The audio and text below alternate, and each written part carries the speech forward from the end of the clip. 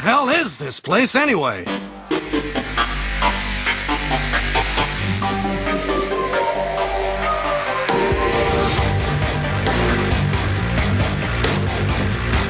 Hello, everybody, and welcome to Core. This is Core for Thursday, January 22nd. My name is Scott Johnson. That's Bo Schwartz. That's John Jagger. Hello, gentlemen. Welcome. Hello. To the Core podcast, where we talk about, some people say pod, but I don't talk to them. I don't like that. You know? Don't come in here with your talk of pods. No. Pods is the most annoying thing, but we can't stop. I can't change the culture. Whatever people are going to do, they're going to do, but I don't have to like it, you know? No. That's how I certainly see it. This place here is not a pod. Take your pod and get away. Go away. Pod and splice it or something. Take your pod and probe it. There you go. Nailed it. It's good to see you all, though. We are here to do a show, and happily so. We hope you're all doing well. Today I'd totally forgotten about the Microsoft Showcase. We probably could have streamed it. I didn't even think about it. I was spaced. It was just like 2 games, wasn't it? Or 3 games? 3. Really? Yeah. 4. 4? Wait. 4. Oh, I forgot the boring one that we'll get to. So I've been watching it during the pre-show at 4x speed with the sound off, and I don't really feel like I'm missing much. Boring. What? It looks good. Like the stuff looks good. Like I think it's positive. I just mean, it's an hour. Beast of reincarnation. That bored me. Oh, you didn't like that? It's probably fine. I'm just tired of these third-person things. But we'll talk about it. Structure, Scott. The show has a structure. Yeah, there's a structure. By the way, we can't talk about it now. It's not that part of the show. That's right. Speaking of structure, though, look at this. Look at this beautifully structured Core mug. 500 plus episodes of Core. Oh, they arrived with the slogan "Core: Play games, always win" or something on the back. And look at that beautiful inside. It matches the outer colors. These finally arrived. We got them this week. We have been busily packing them up and shipping them. And you guys will see, I say we, it's mostly been my daughter and my wife because I've been busy doing shows, but I have helped. Anyway, you'll be getting these soon, and you'll be getting emails saying, "Hey, your thing's shipped." You should make little labels that say "packed by Scott" and just put them in the ones you pack, so people feel extra special. Those are. Oh, I got one that was packed by Scott. Yeah, it could be Inspector, whatever. Well, I'm having a big laugh inside right now because I distinctly remember saying like, "Oh, I wish I lived in your neighborhood so I'd come help you pack those things." Mm-hmm. And you're like, "Don't worry, it's no big deal." And here it sounds like you've done maybe 4 of them. Yeah. That's true. I'm the only one who's done only 4, and my family is lifting the heavy load. There is no doubt about it. I will give them full credit. You have the best family in the universe. They're pretty great. But anyway, look at that. It turned out really nice. They'll hold your coffee, your warm, your cold beverage, doesn't matter. Super nice. These are no longer in stock, so don't go try to buy them, but I just wanted to let those who did know that these are on their way. There's a dude out of the country who ordered 3 of these, and the shipping on it is insane. Like it's like $1 billion to ship it. Like $1 billion. Maybe not that much, but it was a lot. Anyway, hats off to that. Thank you for ordering them. For ordering 3 of them. I know, right? Incredible. We stopped the pre-orders at 200, so these are pretty exclusive. 200 people or so are getting them. Yeah. And I saved one for John and one for Bo when I see you guys. Oh, thank you. I so want this mug. Yeah. I'm glad I saved one. you guys. Unless something breaks. It matches my Steam Deck. Yeah, it should. Showing up. Yeah, look at your Steam Deck. Look at that OLED display reflecting look at my me monitor. in the Steam Deck. Shit. I'm in Bo's Steam Deck. Hello. Look at the graphics. The graphics. Oh no, I waved and everything went wrong. Oh no, you're still up top. It's so weird that it wants to do. I think it might. Yes, that one's my camera. That one was a camera thing, not a Zoom thing, because my camera blinked at me. It was like, John's up to something. Well, I enjoyed watching it. Also, if you like racing games, I just wanted to point at our sister show over there, Play Retro, because this week me and Brian Dunaway talked about Sega Rally Championship, and that is my favorite arcade racing game of all time. May not be yours, but hot damn, that game was great. And we talked all about it and some of the modern retro takes on what Sega Rally was. So if you have not, and if you've never played it, you might still enjoy the episode. So go check out that most recent episode of Play Retro at frogpants.com/playretro. Yeah, go ahead. Shout out to Brian Dunaway because like his Blue Sky account is like among my favorites because he's really eyeball deep in the retro stuff. He's posting pictures of Commodore 64s that are transparent, massive RGB lighting, and I'm like. Yeah. This shit is awesome. Yeah. And his whole studio setup looks like, He's got like 6 CRTs that he's found. 5 miles underground in a forgotten bunker with old equipment. He's created his own Faraday cage out of old consoles, and he refuses. Like every week we do an episode, he's like, I'm going to find a way to play this on the Saturn, or I'm going to find a way to run this on DOS in a Windows 95 box. Like he wants to just go as pure as you can. And I'm over here going like, I'll run that on my Ambernick. Who gives a shit? He's really into it though. So he is a good follow. Great shout out. He's a great guy in general. Yeah. All right. Well, we got to get to what we got, which is a lot. So here it is. We're going to start with kind of a main topic today, and we don't normally dwell too much on layoffs and shutdowns and things like that, but Ubisoft is kind of on fire at the moment. They have undergone a massive shakeup. I think that's an understatement. Multiple canceled projects, bunch of layoffs, bunch of studio closures. One of those games is the remake of the Prince of Persia series. Sands of Time was going to be remade. That has been shelved, although they did come out and say, despite that cancellation, there are future Prince of Persia things happening. Who knows what that means? I mean, they put out a side-scrolling one last year, and then another side-scrolling one. 2 last year? Yeah, they did 2 side-scrolling Prince of Persias last year. Yeah, one was like Dead Cells. The other one was like a proper Metroidvania kind of. They were both quite good. I've heard nothing but good things about both of those, so it makes sense that they canceled Prince of Persia. I don't know why. Yeah, but Sands of Time was a special game, but it doesn't. It was, but Sarcasm, I will tell you, sarcasm. Yeah, everything I saw of that game looked bad.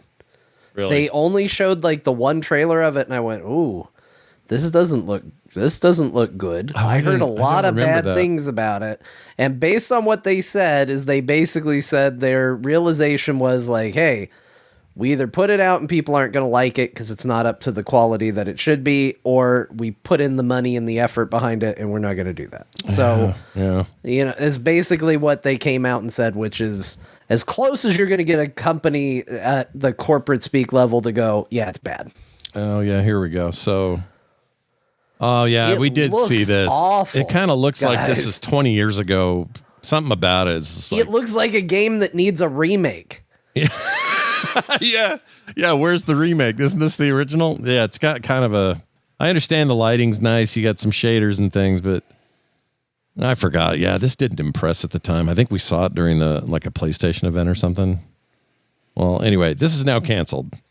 The gameplay in that game was amazing, but this is not enough of a remake to get me excited.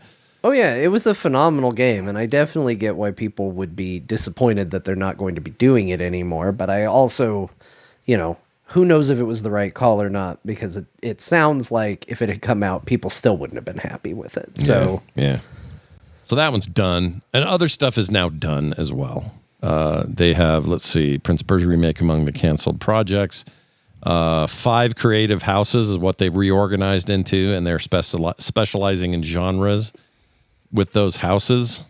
Sounds like freaking Fire Emblem or some shit. I don't know what's going on over there. Anyway, they're calling it a major reset, and I would agree with that. Also made the incredibly popular decision to make, for everybody that's remaining, a mandatory return to work 5 days a week. Oh, fun. There you go. Take your pandemic and shove it back in the day. That's a lot of places now, though. They're not the first. Well, definitely not. At least up here in Canada, it's pretty. I put up a chart that shows the breakdown of this, how they're sectioning things. This is not going to be visual, obviously, for listeners, but it basically has a header that says Creative Houses at Ubisoft HQ.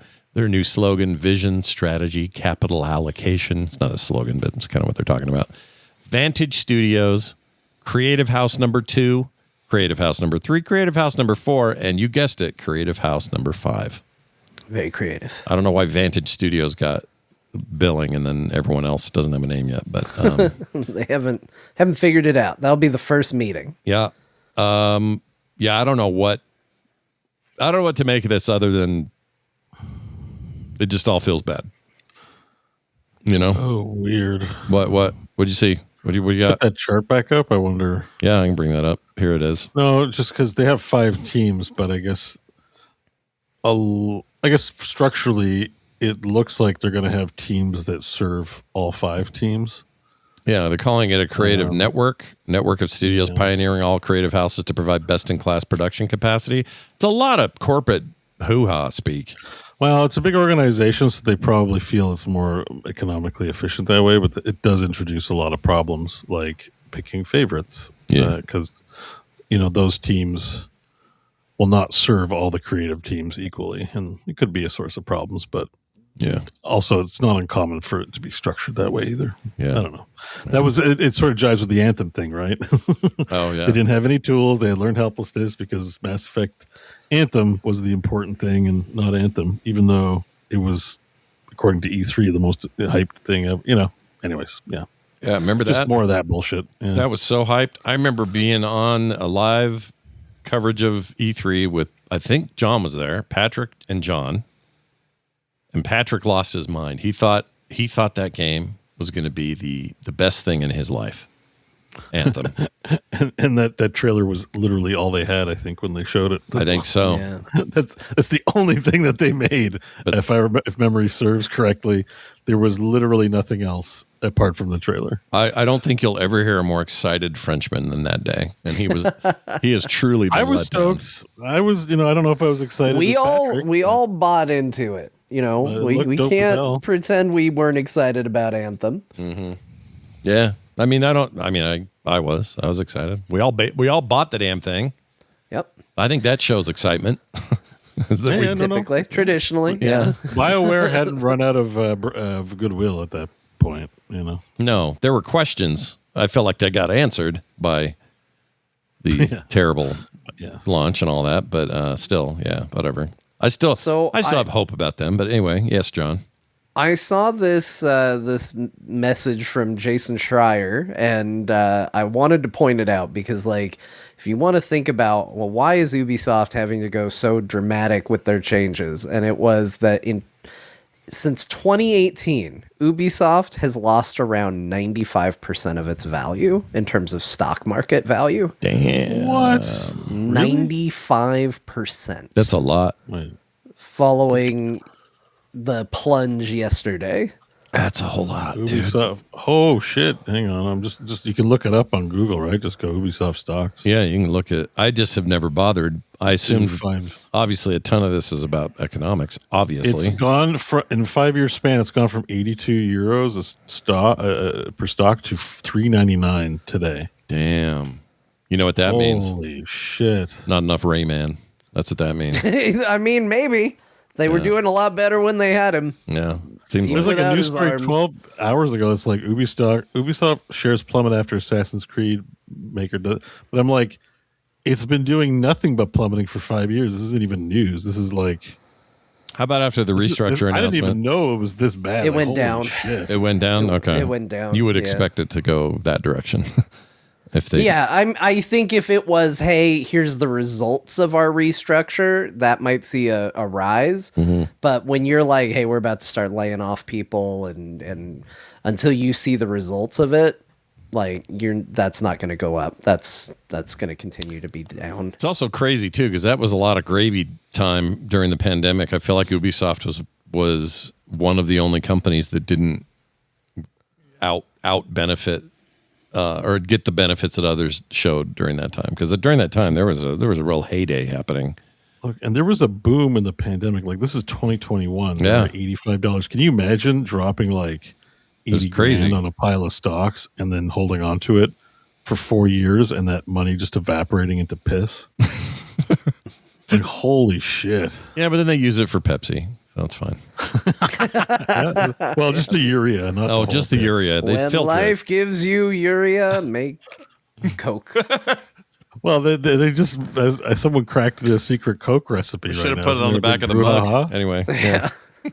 Isn't there a big, the guy who cracked a Coke recipe recently? Oh, I didn't hear about this. That always fascinates me. There was some buzz. I haven't looked into it. There's a guy who says he's gotten very, very close. Like, most people are trying it and going, I don't know if I could tell the difference. Oh, I want to know. I think TikTok's to blame too, because people put their things on and then other people can test. Like, it's a way of doing validation in short form video. Possibly, yeah, I don't know. Like a weird testing environment. Possibly, I don't know. I didn't look into it. I'm just talking on my butt. But Yeah, and I think it's because I think he was watching Core and said, "Oh shit, that gives me an idea."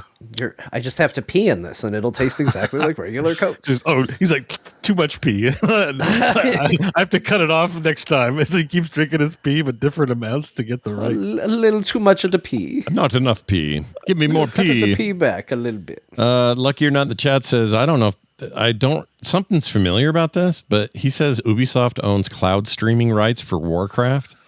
What is that? Ubisoft owns cloud streaming rights for Activision Blizzard games, so they will bounce back for sure.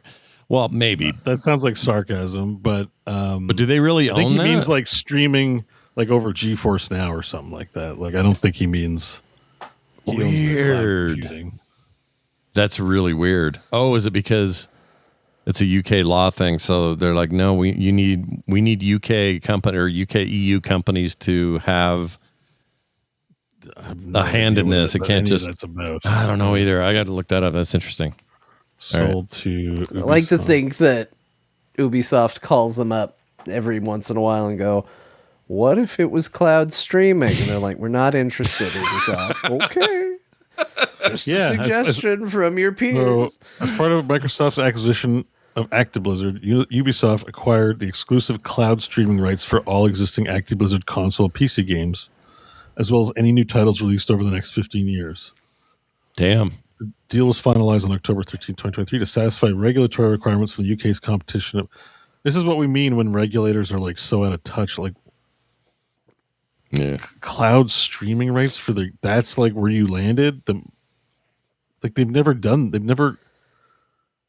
Blizzard has never done cloud streaming of their game. Well, they did before. Well, so GeForce Now, you used to be able to stream their stuff for a while when that first launched, and then it got pulled, and then they added it back. So I don't know how that.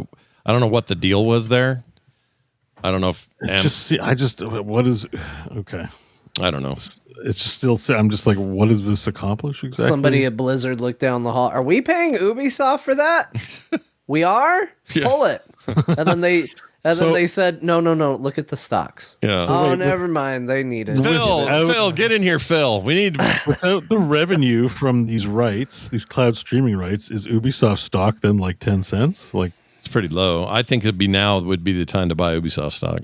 Oh, they're saying it in the chat too. I agree. I mean, you have to weigh. Do you think they're going to come back? Well, of course. And if you think they're going to come back, if you think there's going to be an Ubi Renaissance, then this is get in. What's the next? The new Assassin's Creed is the weird witchy Scrotus or some shit. That's what I've heard. I've heard that it's being referred to as Assassin's Creed Hex. Hex, not Scrotus. Or is it Hex or is it Hexa? Something like that. Something like that. It's supposed to be witchy themed. That sounds kind of cool. I'm going to say that is intriguing. Yeah. That's way more intriguing than any of the other shit they've done recently. Although, can they just make a witch game and just keep the Assassin's Creed out? Like, Why does everything have to be like? It involves some people in an office in like 2026 because it solves. It sells. There's a name that sells trademark, which you can only do that for so long.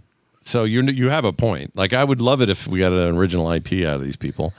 By the way, none of this bodes well. They don't talk about it in particular, but none of this bodes well for the sequel to the long-awaited follow-up to Beyond Good and Evil. That ain't happening. Although not canceled. They didn't say. So. They said the only announced game that got canceled was that Sands of Time remake. So I'm sure it's in great shape. Beyond Good and Evil 2 has been announced. If it was canceled, they probably would have told us. That thing, dude. Never happening, it feels like. One day, man. It's not, who knows what it's going to be, but it'll come out. Yeah. Yeah, maybe somebody will finally buy them. I don't know who's got money left. Microsoft blew their whole wad on Activision, and now, having to justify that cost. I don't know that they would be the ones to do it. That'd be so cheap to buy them out cost now. On to you, the consumer. Yeah, perhaps you at home would like to pay a portion of the saving this company. Would you like to raise the cost of your subscription? Because I don't know about you, but we spent a lot of money that we don't have. I would find that refreshing if they were honest about that, but whatever. I'm just sort of realizing you can buy like 5 or 6 Ubisoft stocks for the price of one Xbox Live subscription. Yeah. Do you have any like just generic uplifting, positive background music? Because this is what I picture the. I do. This is what I picture the Microsoft video where they're being honest sounds like. There you go. Okay, that's a little Titanic-y, but okay. Yeah. All right. Hey there, gamers. Microsoft here. Yeah. Happy to see ya. We have an incredible passion about video games. We also spent way more money than we should have acquiring Activision Blizzard King. Maybe you heard about it. It was kind of a big deal. Well, we think that one day, maybe that might benefit you. For now, though, we need it to benefit us. Yeah. So we're raising the cost of Game Pass while pretending to give you more for it. In this, we will eventually be back in the black, as they say, when we look at our ledger. It's going to be really exciting for us. In the meantime, if you could just give us a little extra money, and we will continue to provide you the absolute minimum amount that we have to justify it. Until then, keep it real, gamers. Until then, we hear you. Phil Schiller. Or Phil, not Schiller. He's at Apple. Phil Spencer. That's what I meant. Schiller. Wrong guy. A Freudian slip. Wrong Phil. Well, there you go. Excellent work, Microsoft. Let's move on to this story here. The Xbox Developer Direct was today. They showed 4 games, 3 of which looked interesting. Man. We'll get to it. I mean, I'm just saying. It didn't look that bad. You're going so hard. I'm like, well, geez. It looked good. Oh, It just looked like there's just 100 of these. There's so many of these. You're not wrong. It's just, it sounds like it's personal. It's like, Scott's going to talk about video games, and this time it's personal. Yeah. I think it sounds like John might have liked it a little bit. Wow, what did the Pokemon Company do to you, Scott? No doubt. Look, it's fine. I'll explain. But Forza Horizon 6 was shown. We now know the setting. It was rumored to be in Japan. It is. And it's bigger than their last one by a whole lot. It has mechs or something. Yeah, it did end. They ended the thing with 2 giant mech feet, maybe a Gundam, walking alongside the car. And I have to say, I'm okay with that. I'm not only okay with it, I'm kind of in on this. I liked the last one a lot, like a whole lot. I think that the Horizon series in particular is very, very good. It is kind of the future of that series. I don't think... so loud. Sorry. I don't think that the mainline Forza games are appealing enough to a wide enough audience, and I think this thing really straddles the fun and simulation line really well. So I'm all in on this. I love the concept of where it's going to be and the kind of races they're going to have. That weird snow wall part that we just saw there that they showed during the presentation, that's where my nephew currently lives, is in that town that has those weird snow walls. Like that's awesome. The most snowfall in the world, I think, and some weird stat like that. I can't remember what the deal is. But anyway, just a great setting for this. I'm all about the Forza games. I don't know how much they're going to try to buy cars and skins and shit, but I'll play this and you'll get it in May. So that was exciting. That was, I like racing games. I may be the I think it looked one. good. Yeah. Yeah. I may be more prone to them than the rest of the crew here, but I do like It them. does look good. I've got nothing bad to say. It does look hype. Looks cool. Man, I definitely had my day with racing games for sure. I think where my interest in racing games started to wane is when it became a DLC delivery system. Yeah. Like there's a part of me that when I buy a racing game now, a very jaded part that goes, yeah, but I'm buying the bare minimum so they can sell me additional later on. Yeah. Which wasn't true back when we weren't dealing with DLC and expansions and all of that. And the truth is probably if I played it, especially for somebody like me that isn't super into this, there's more than enough there for me to be happy. But there is that part of me that always is like, is this just a DLC delivery mechanism to get me to spend more money beyond what I'm initially spending, especially now that I don't have a Game Pass sub and I would have to buy the game. Yeah, good point. That's in my opinion. Well, okay. So Game Pass is really great when like big titles land in multiples and you're like, I don't even know which one I want to play. It's like a great way to kind of field it out and see what you like. But even then, I get to the one I like, and I go, I just wish I kind of just owned this, you know? Like, it just feels weird that I'm renting it, kind of. And I end up getting it on Steam or something. This time, I'm just going straight to it. I like the Horizon games. I will play that game when it comes out. I will buy that game. But I don't want to be... The problem with 5 had a lot of, like, battle passy shit in it that was kind of not presented as a battle pass, but it kind of effectively worked that way. I don't know. They didn't talk about this, but I don't know how much of that's going to be here or what the deal is. So I don't know. We'll see. There's a lot of blowback on that stuff right now, so maybe they've learned a bit and won't maybe shove as much down our throat. But then we move on to the game that did not grab me. And we'll talk about why in a second. But the game is called Beast of Reincarnation. This is from Game Freak in Japan, is the studio. It's one of the Microsoft studios in Japan. The Pokemon guys, aren't they? They really wanted you to know it was the Pokemon people because they said Pokemon like 4 times in the first couple minutes of this video. And I should correct what I said. This is not a Microsoft studio, but this is the first time I think they've worked with them outside of Nintendo's relationship with them. Like, I think everybody thinks of Game Freak as like, oh, no, that's Nintendo's buddies. They just do stuff with them and for them. But, yeah, they only very rarely do stuff outside of it, it feels like. Yeah. Every now and then you'll get a Game Freak game that isn't Nintendo, but... Well, how do you guys feel about another ancient Japanese, possibly just general Asia? I don't know. So, well, good news. It's not ancient Japan. It's future Japan. Oh, sweet. Post-apocalypse. Sweet. Sweet. So, but I could see easily making that mistake because it's all forest and she's wearing... somewhat a mixture of traditional, like, clothing, like the straw hat, but she also has like a raincoat on and like a vial with glowy stuff. And there's robots. I mean, obviously, it's that's your main takeaway. That it's so. Not here's ancient. the thing: I watched this at 4x speed and went kind of meh. And then I saw your reaction. You're like, I don't like it, so I'm like, let me slow it down. I've been watching it 1x. I gotta say, it low key looks kind of good. I think it does too, but I just feel like I've seen a trillion of these, and they're all trying to get me to play them, and none of them. I don't know.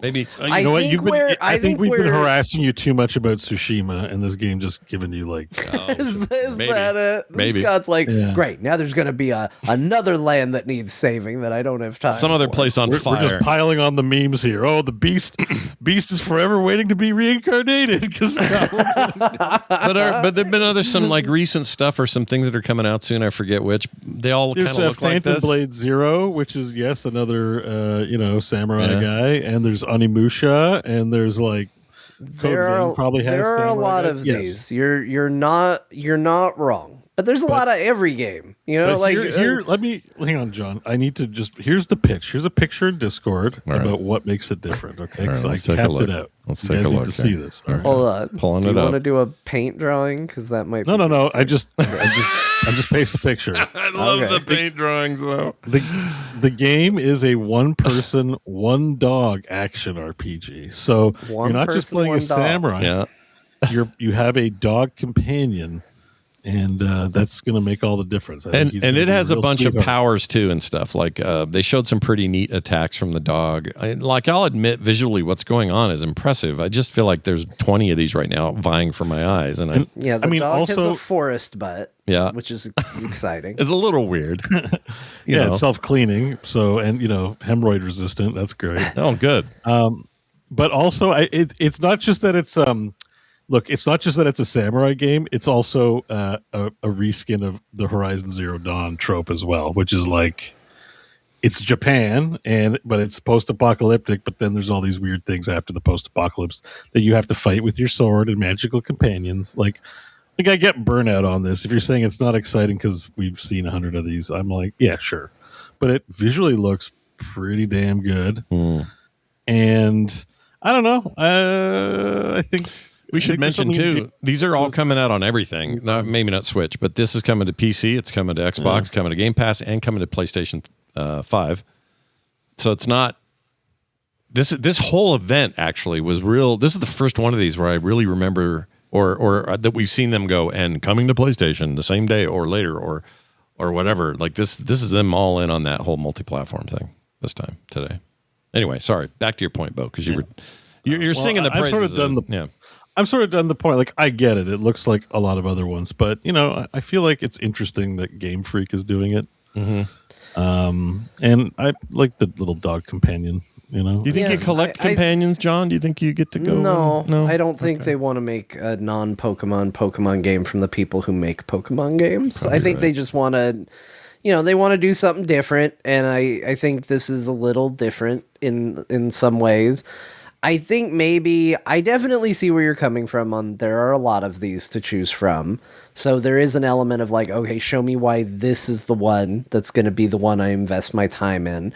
I think maybe the thing that is making me a little hesitant is I feel like just visually looking at it, because I was busy arguing with you guys about YouTube and Twitch while this was going on. And so I was not paying a lot of attention to the trailer.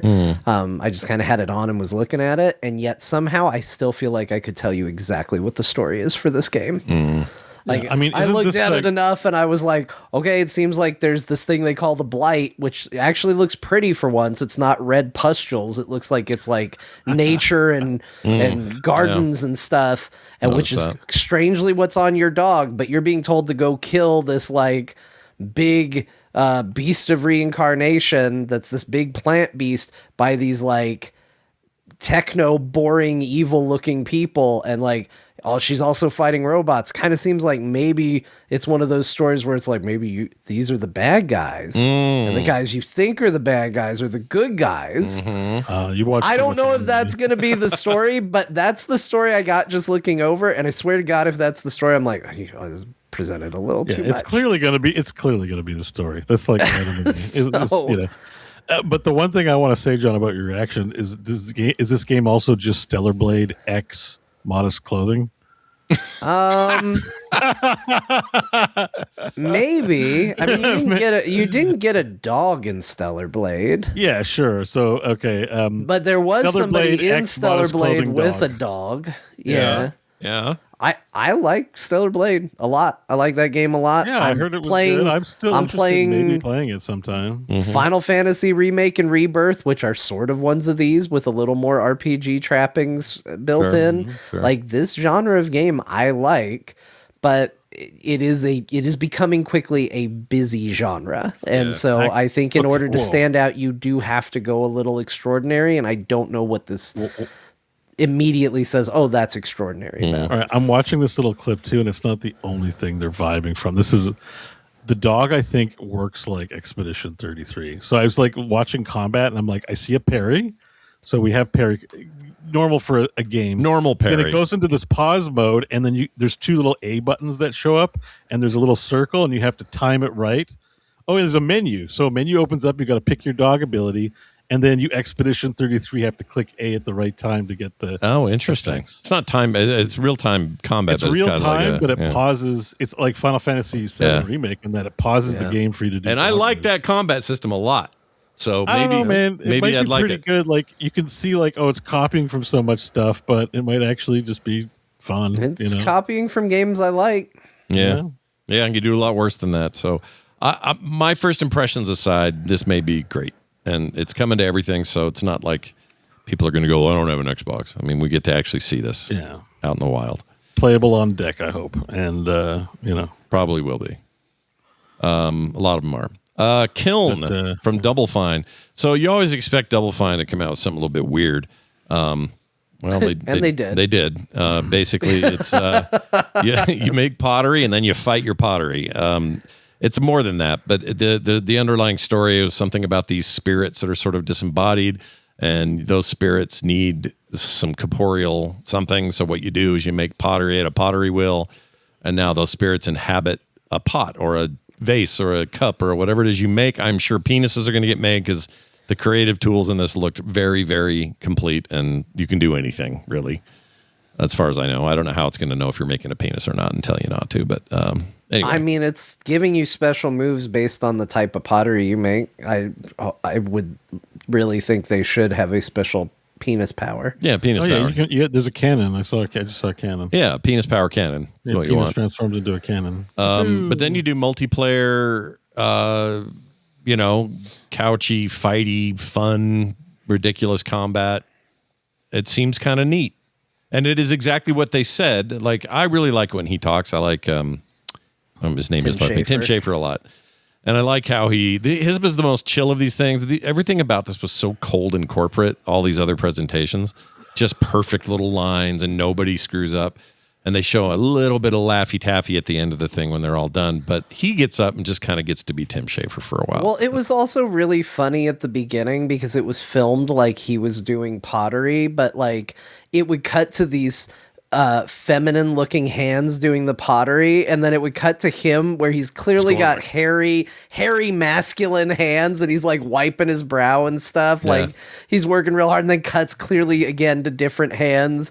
And then he looks up and does the, oh, hello, and waves, and there's nothing on his hands at all. Like, it's very tongue-in-cheek and funny in a way where it's like, oh my gosh, some personality has made it to this corporate show. And that Lighthouse, the game they put out late last year, is, by all accounts, just delightful and wonderful. And like this, they make great little games, and I'm happy to see that they're making great little games. They may not be making the sequels or follow-ups people want. Like, I don't know. What's one people want? What's the Jack Black rock and roll one? What was that called? Brutal Legend. Brutal Legend. People always say they want a Brutal Legend follow-up. I may be fine with that, but I don't think that... I think this is what they do now. They make these fun little things that come out of people's minds. And he even said, though, we stop working on the game we're working on, and then we focus on these ones that we all voted for, that somebody came up with. Well, that makes me think they got some other big thing going on. Yeah, it sounds like it. So whatever they're doing, I like those guys. Keep it up. I do too. I thought it seemed like a cool trailer. It seems like an interesting game. It lost me as soon as it was like multiplayer this. I was like, okay, I'm out. Mm-hmm. But I'm happy that Double Fine continues to do weird stuff. Yeah, I want that from them. And that is what this is, apparently, from what we can tell. And then... Fable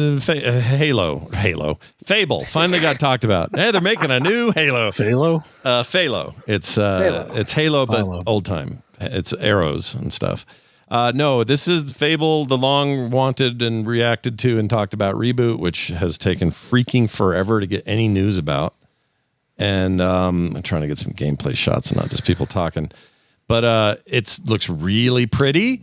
It looks very Fable-y to me. I'm actually pretty jazzed about what they showed today. This is the first time they've showed anything about this game that I've been like, oh my gosh, Fable. Yeah. Like, I really think this game has suffered under being shown way too early.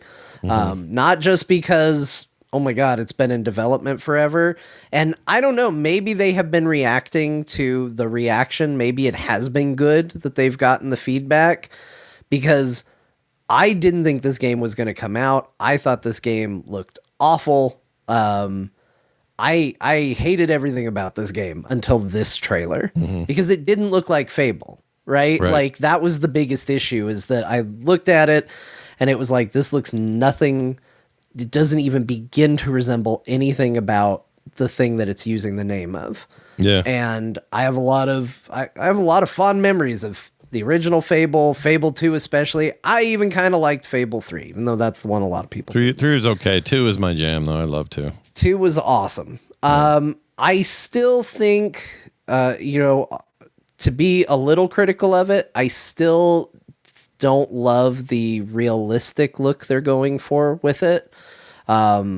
I don't think that I think a lot of the personality gets a little lost in that shift, because the original Fable games were very exaggerated, very comic booky in their style. Mm-hmm. This is going far more realistic, even when it gets a little whimsical and weird. But like, I think to make my point, this trailer shows a lot of enemies.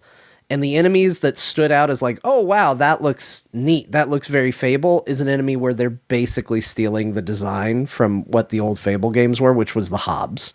Where I'm like, oh, okay, yeah, that looks great. Yeah, that's because that's what it looked like before. And it doesn't look like they don't have a hyper realistic thing to pull from. Yeah. So I still think I'm not the biggest fan of the ultra realistic style they went with. I also think there's something weird about a filter or something over all the graphics. Everything looks a little washed out. Even and there's a point where like they call down lightning. And like just the old one, by the way. It doesn't brighten anything up around it. Like they call down lightning and it just looks like somebody drew some white lines. It doesn't actually have like a lighting bloom or anything around it. Looks really unimpressive. So that sort of stuff, I'm like, there's just something weird about this look. Those are the qualms that I still have. Stuff I love. They're finally talking about stuff that is Halo stuff. Or not Halo. God damn it, Scott, you did this to me. I know. Fable stuff. They're talking about Fable stuff.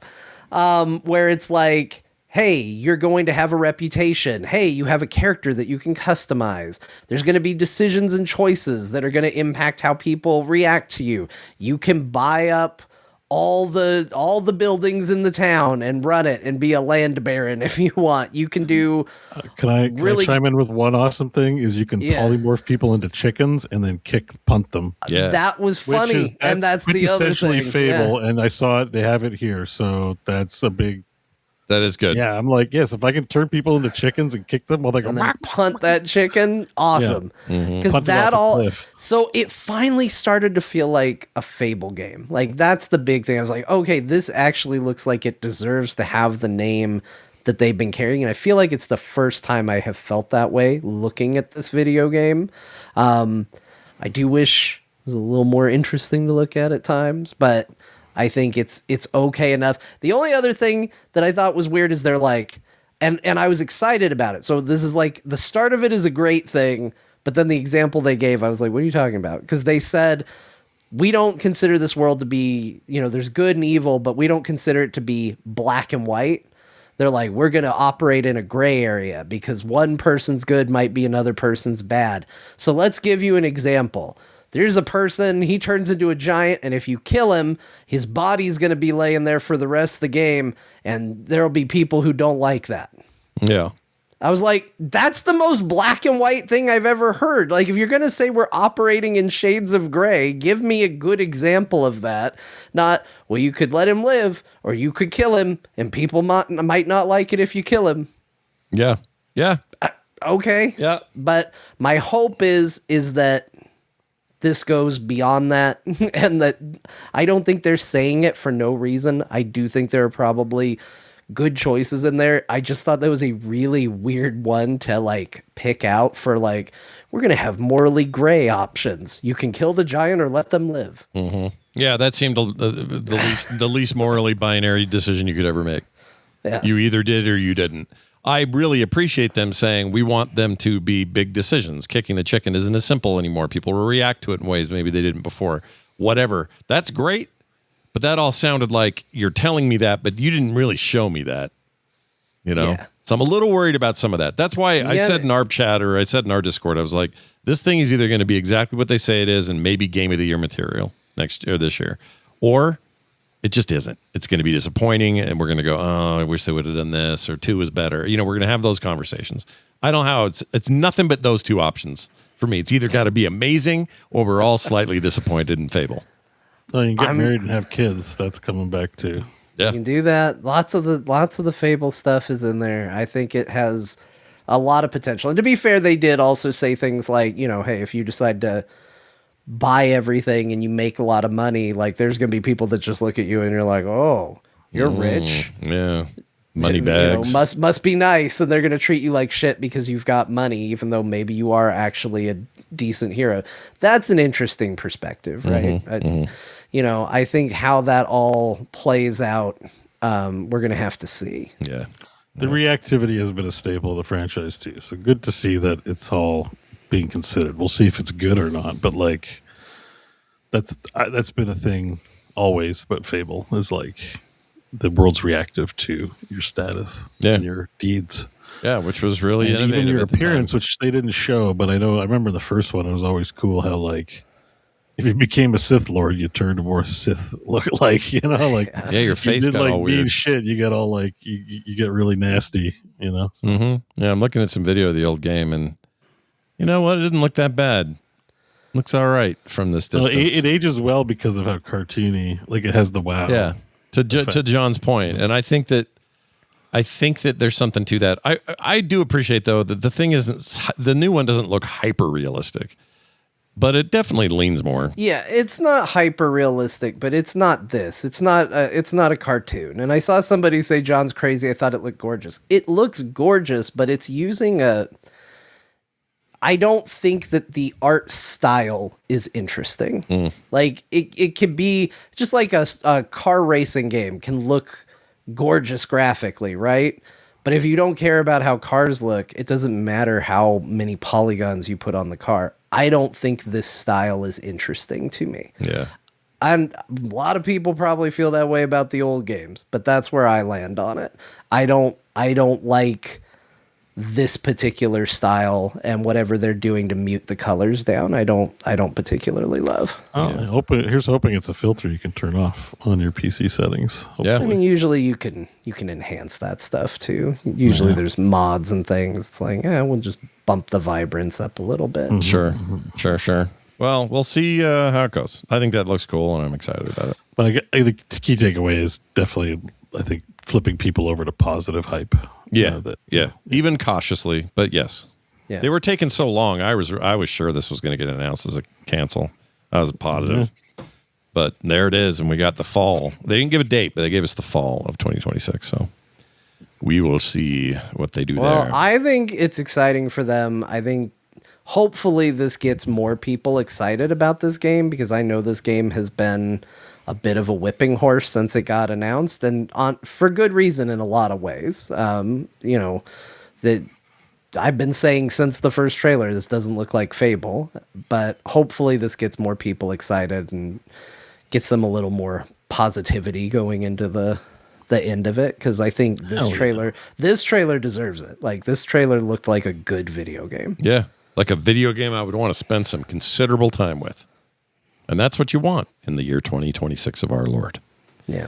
Guys, it's time to talk about not Xbox things and instead turn our eyes to CDProjekt Red, who is threatening. Oh, no, I got this wrong. I thought it was CDProjekt Red threatening to sue them, the mod maker. Or is it? Do I have that wrong? I wrote it here a little trolly. I happen to know where BEAU lands on this, and I said this in our Discord the other day. Oh, I see it. Because I think BEAU and I slightly disagree on this, I've decided to go extreme in the opposite direction of him just for humor.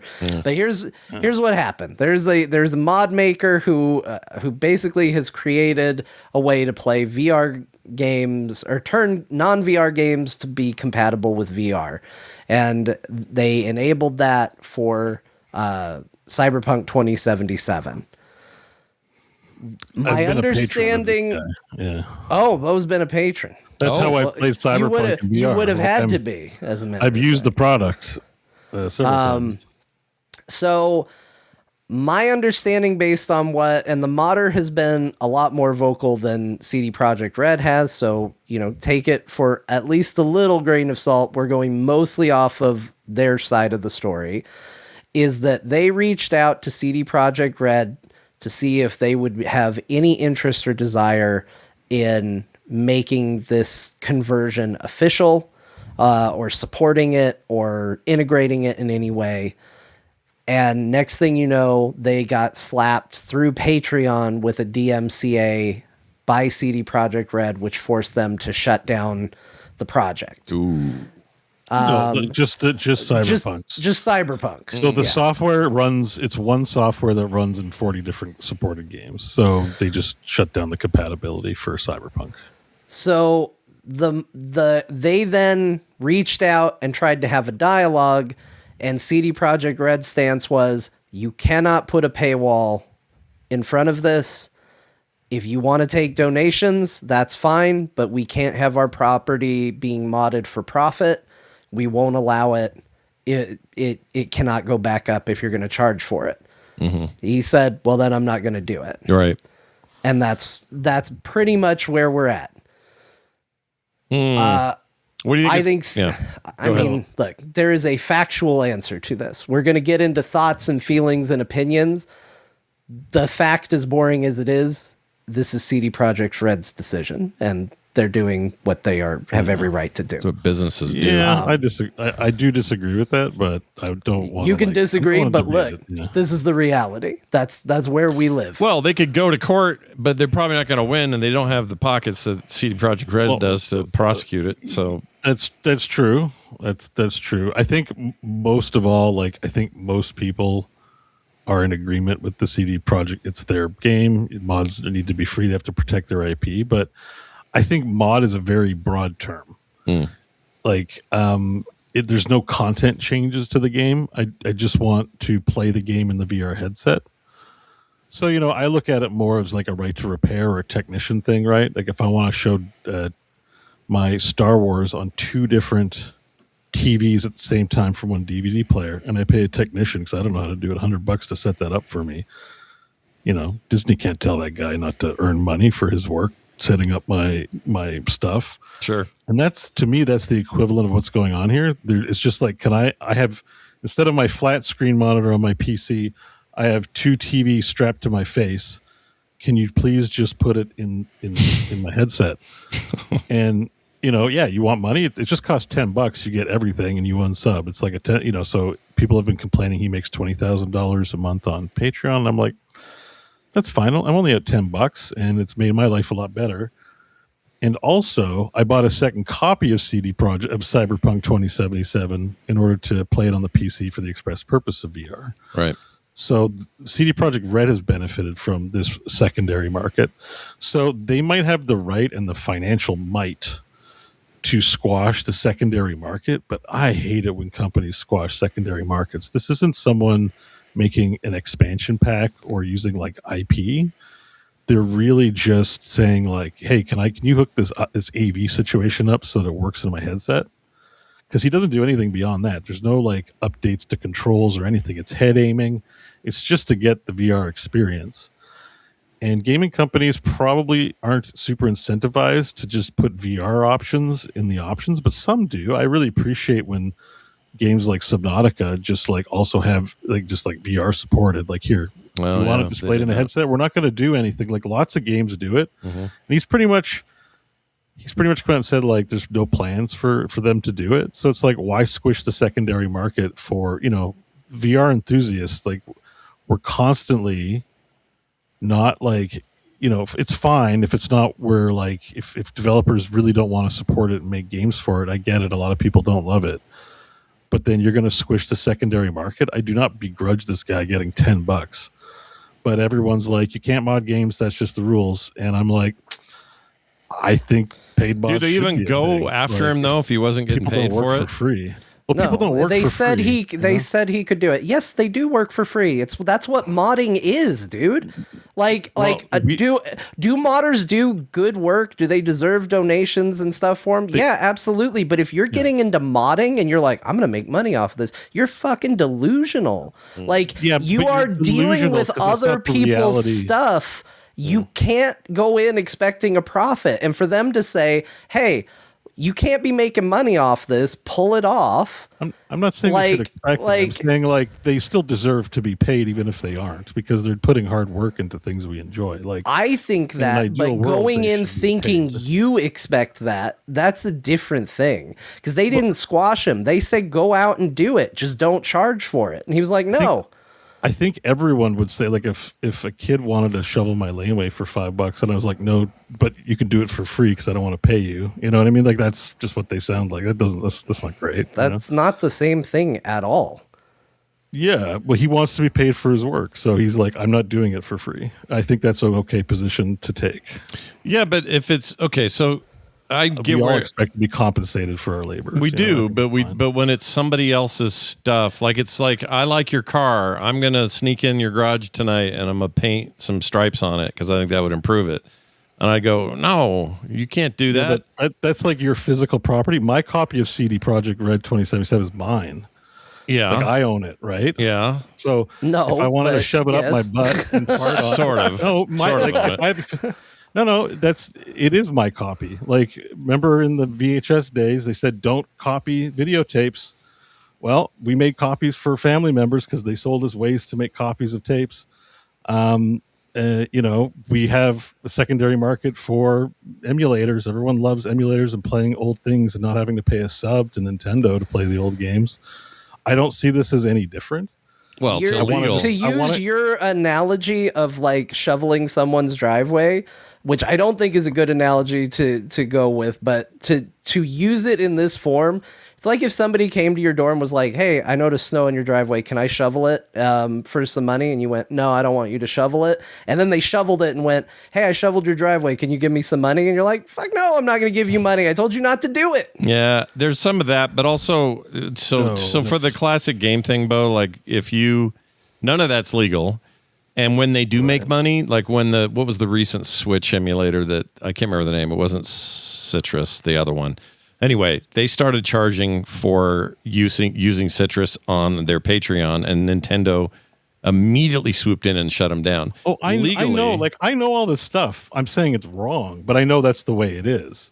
But I'm saying I don't agree with it. Like, the fact that like it's a it's not content. It's a display. It's AV shit. Like, I don't view it as content for the game. I get why we're at where we're at with content and protecting your IP. There's no IP infringement going on here. That does make it interesting. Like let's say I wanted to play Doom on my fridge. I can pay a guy to set that up for me if he wanted to charge me whatever he wanted to for it. Like, because I can't do it myself. Like, that's perfectly acceptable. Yeah. And it's like all he does is get it running in the headset. Yeah. That's it. I think it's this guy it's not a did mod himself in the traditional sense. Right. This guy did himself a lot of bad publicity, and I get it. You put in a lot of work. Somebody says, "Hey, you can't do what you're doing." They DMCA'd him. Like, that sucks. It's going to get you heated, and so you can't necessarily be expected to have the best PR response to that. But this guy did himself no favors, because I guarantee you, if this guy had pulled the Cyberpunk support and said, "Hey guys, CDProjekt Red contacted me, said I can't have that behind a paywall. I will now offer the Cyberpunk 2077 one freely available, not behind the Patreon. Here's where you can donate to me for if you believe I am doing good work." Guarantee you he would have made more money and wouldn't have had the bad publicity. But instead, hold on, because we're talking about Hold on, Bo. I gave you a chance. You had your chance. Now shut the fuck up. Well, that's it. So, nope, shut the fuck up. So, wow. Now all of a sudden, isn't that important? Holy so crap. now all of a sudden he's in this position where like he's taking this big stance of, well, look how greedy they are. They came in. They don't care about you.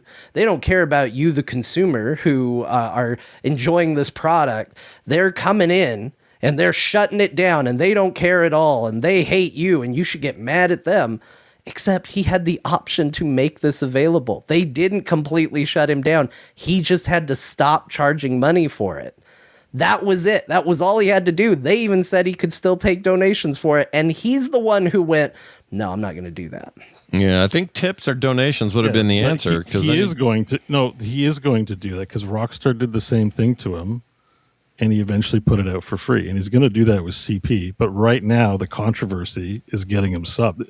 It's the reverse. Remember, when people grouse about something, that's when you make money.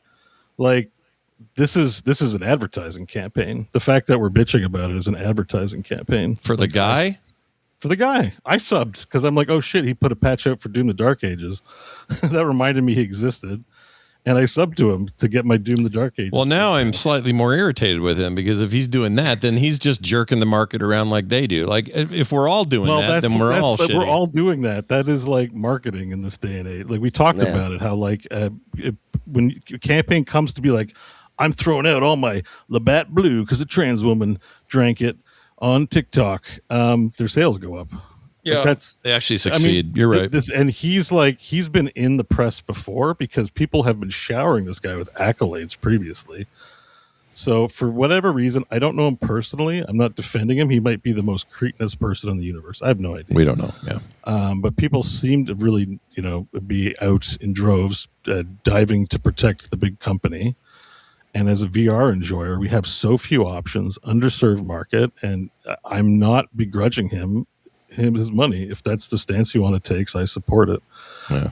And I think more mod makers should be paid. I hate the culture where we just expect everything to be free all the time.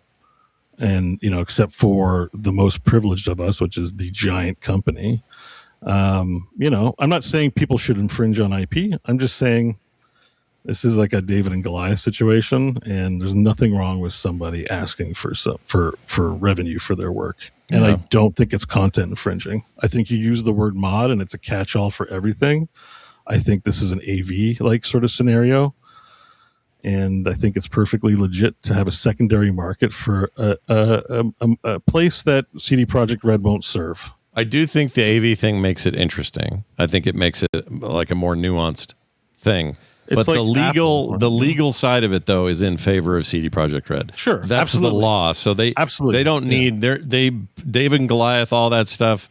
If they had these kind of laws back then, and Goliath had the law on his side, we wouldn't, that's the problem with it. If there was interest, laws change because of issues like this, where people are like, actually, blanket applying the law or whatever doesn't make sense because this scenario. Yeah, you can change the laws.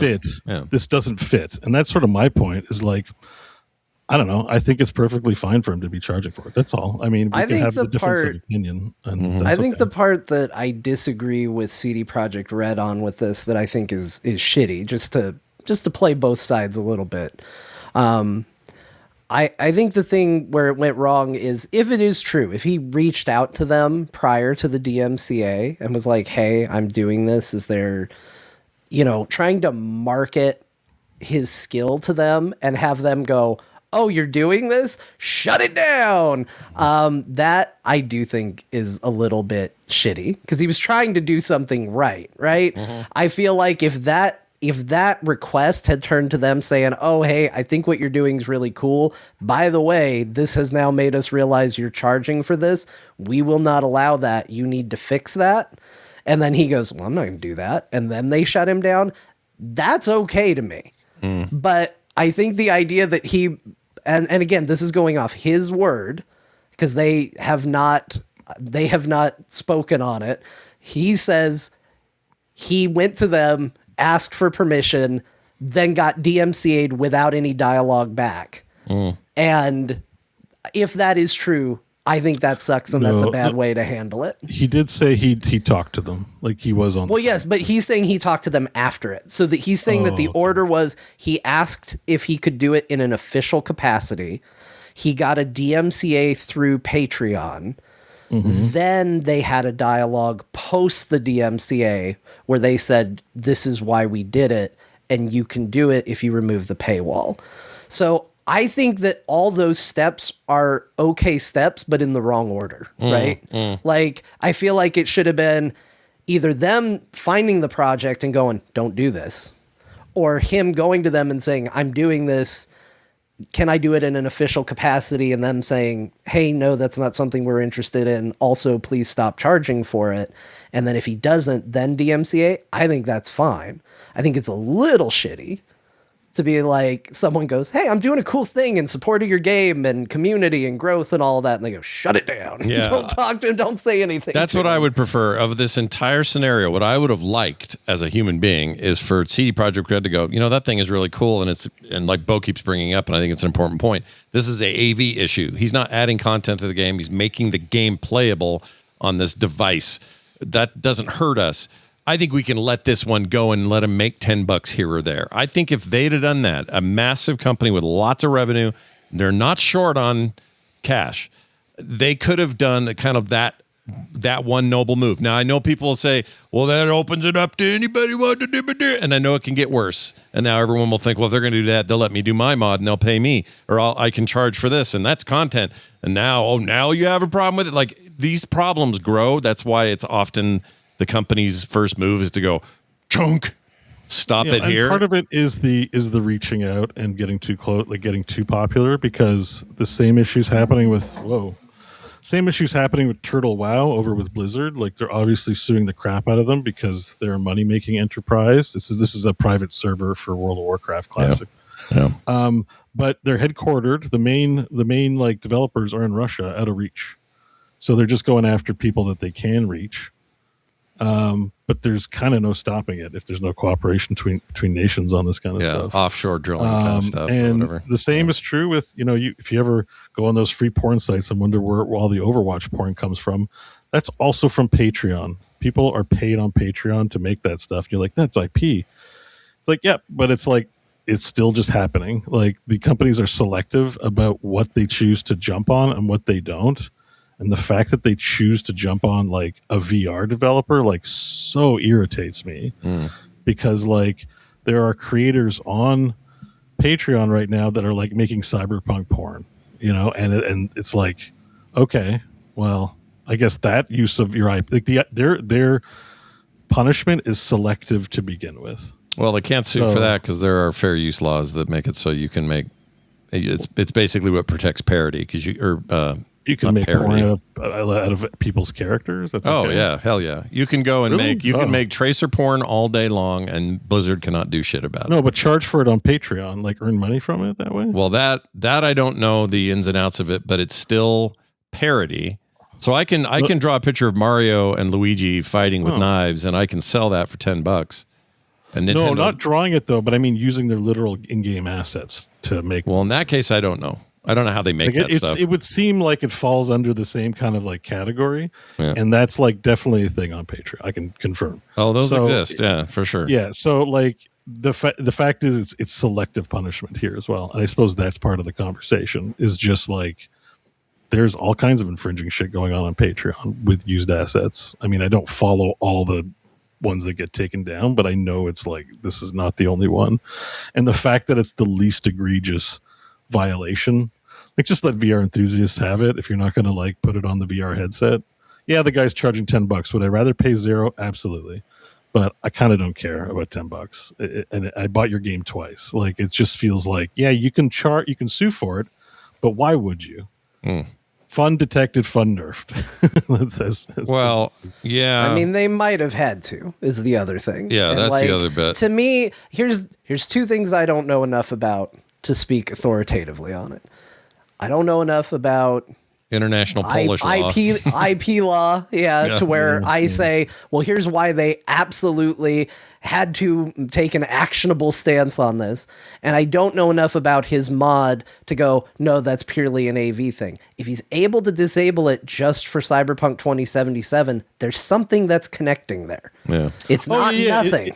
It isn't just on the display cable. Like, he does have to like do things. I'm just saying the net result is like, this isn't a case if they decided they hate LG as a brand and they're like, you can't use our IP on your displays because we don't like you as a brand. Well, no, who knows? And how can you control that? It's not possible. Right. This is something that's controllable, which means there's something there.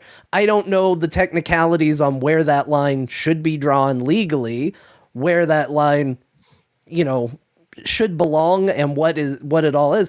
I'm just going off vibe. And to me, I think people who do mod work are amazing because people wouldn't even know how to play World of Warcraft without them.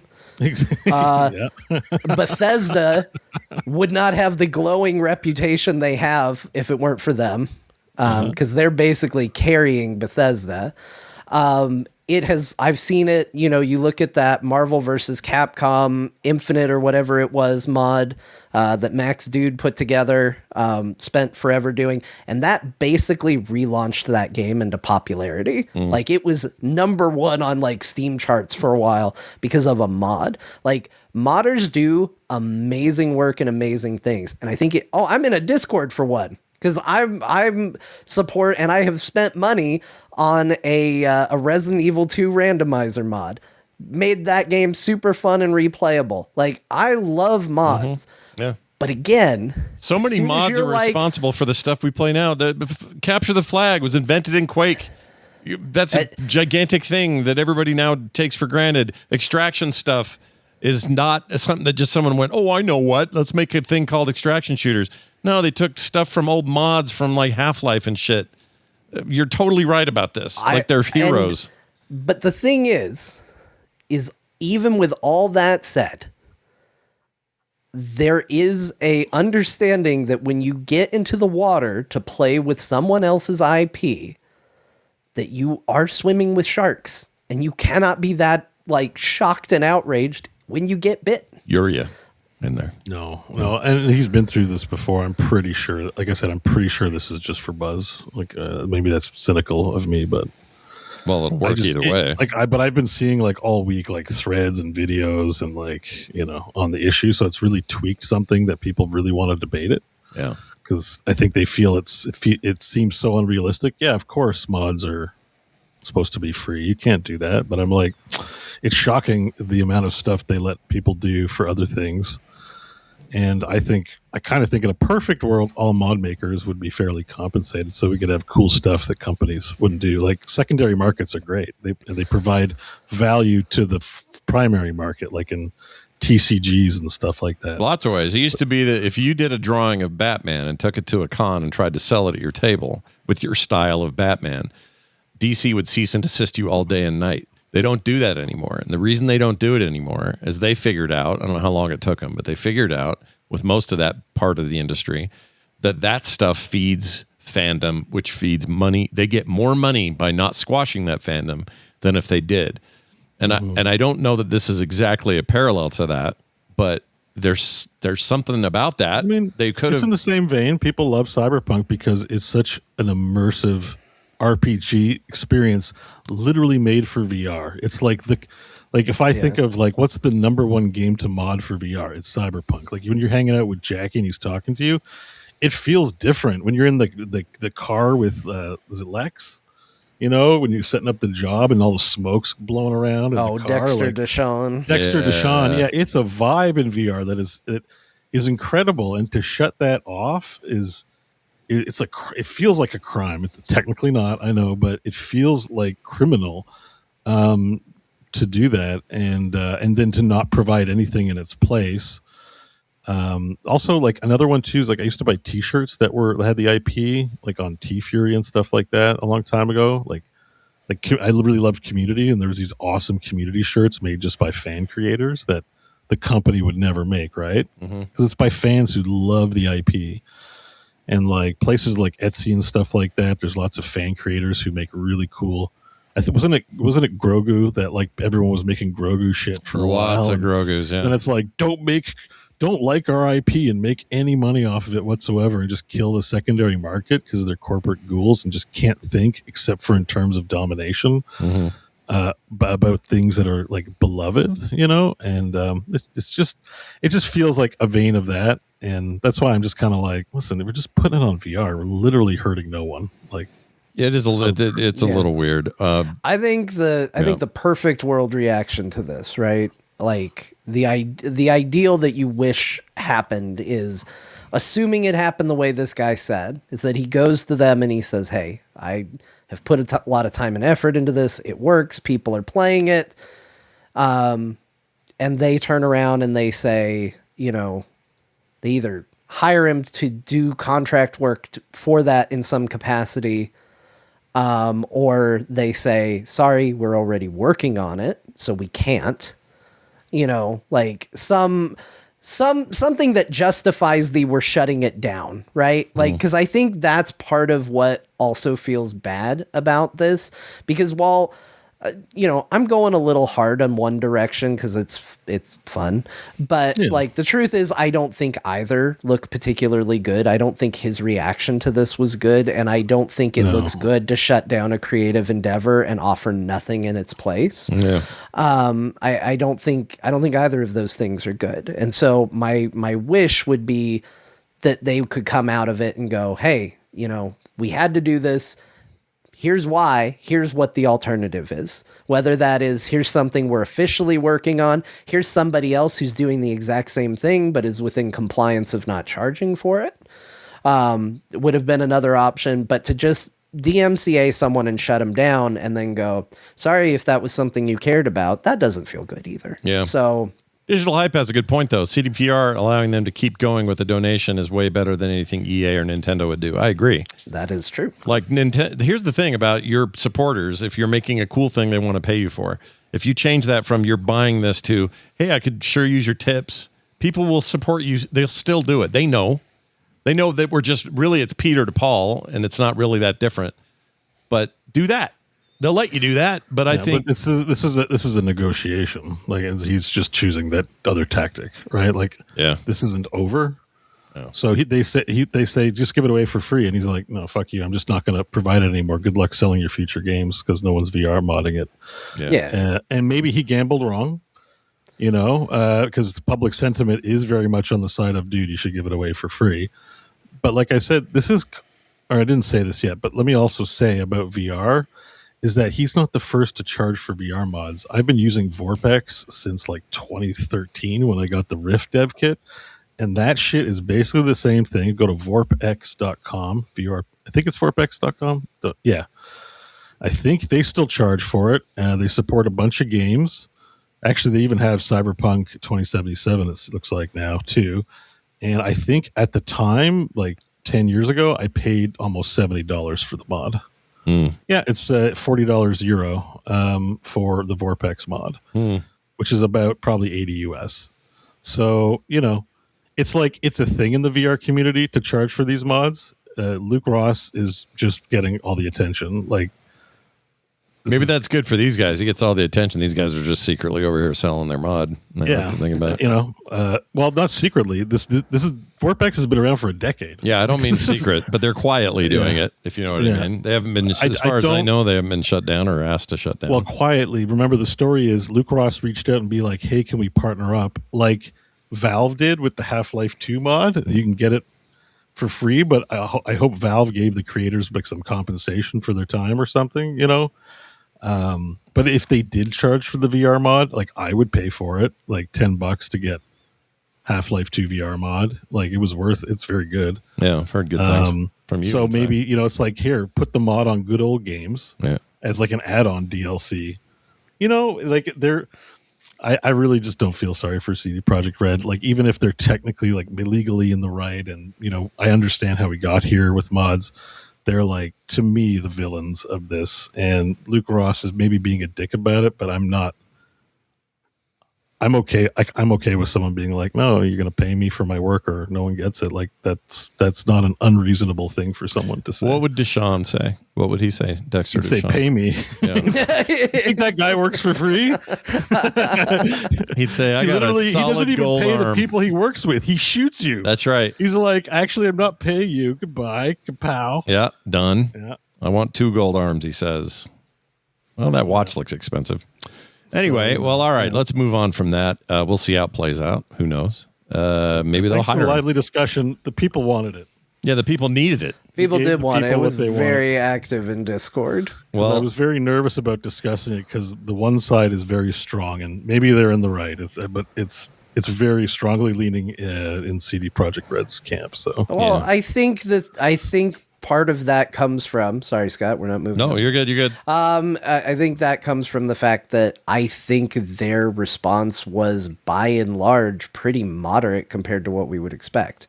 Like chat just said earlier, Nintendo would be, here's your DMCA, don't contact us. Go to hell. Yeah. I know, because I've been in trouble with Nintendo. Back in the day, I got a cease and desist from Nintendo because I was editing images of their Pokemon for my website when I was a wee little lad in middle school. And they didn't go, hey, well, actually they were very nice. The letter was like, we love what you're doing with your website, but please do not edit or alter any official Pokemon images or we will pursue legal action. Yeah, which they don't do anymore because the internet was still new then and they didn't know what this was. They didn't get it.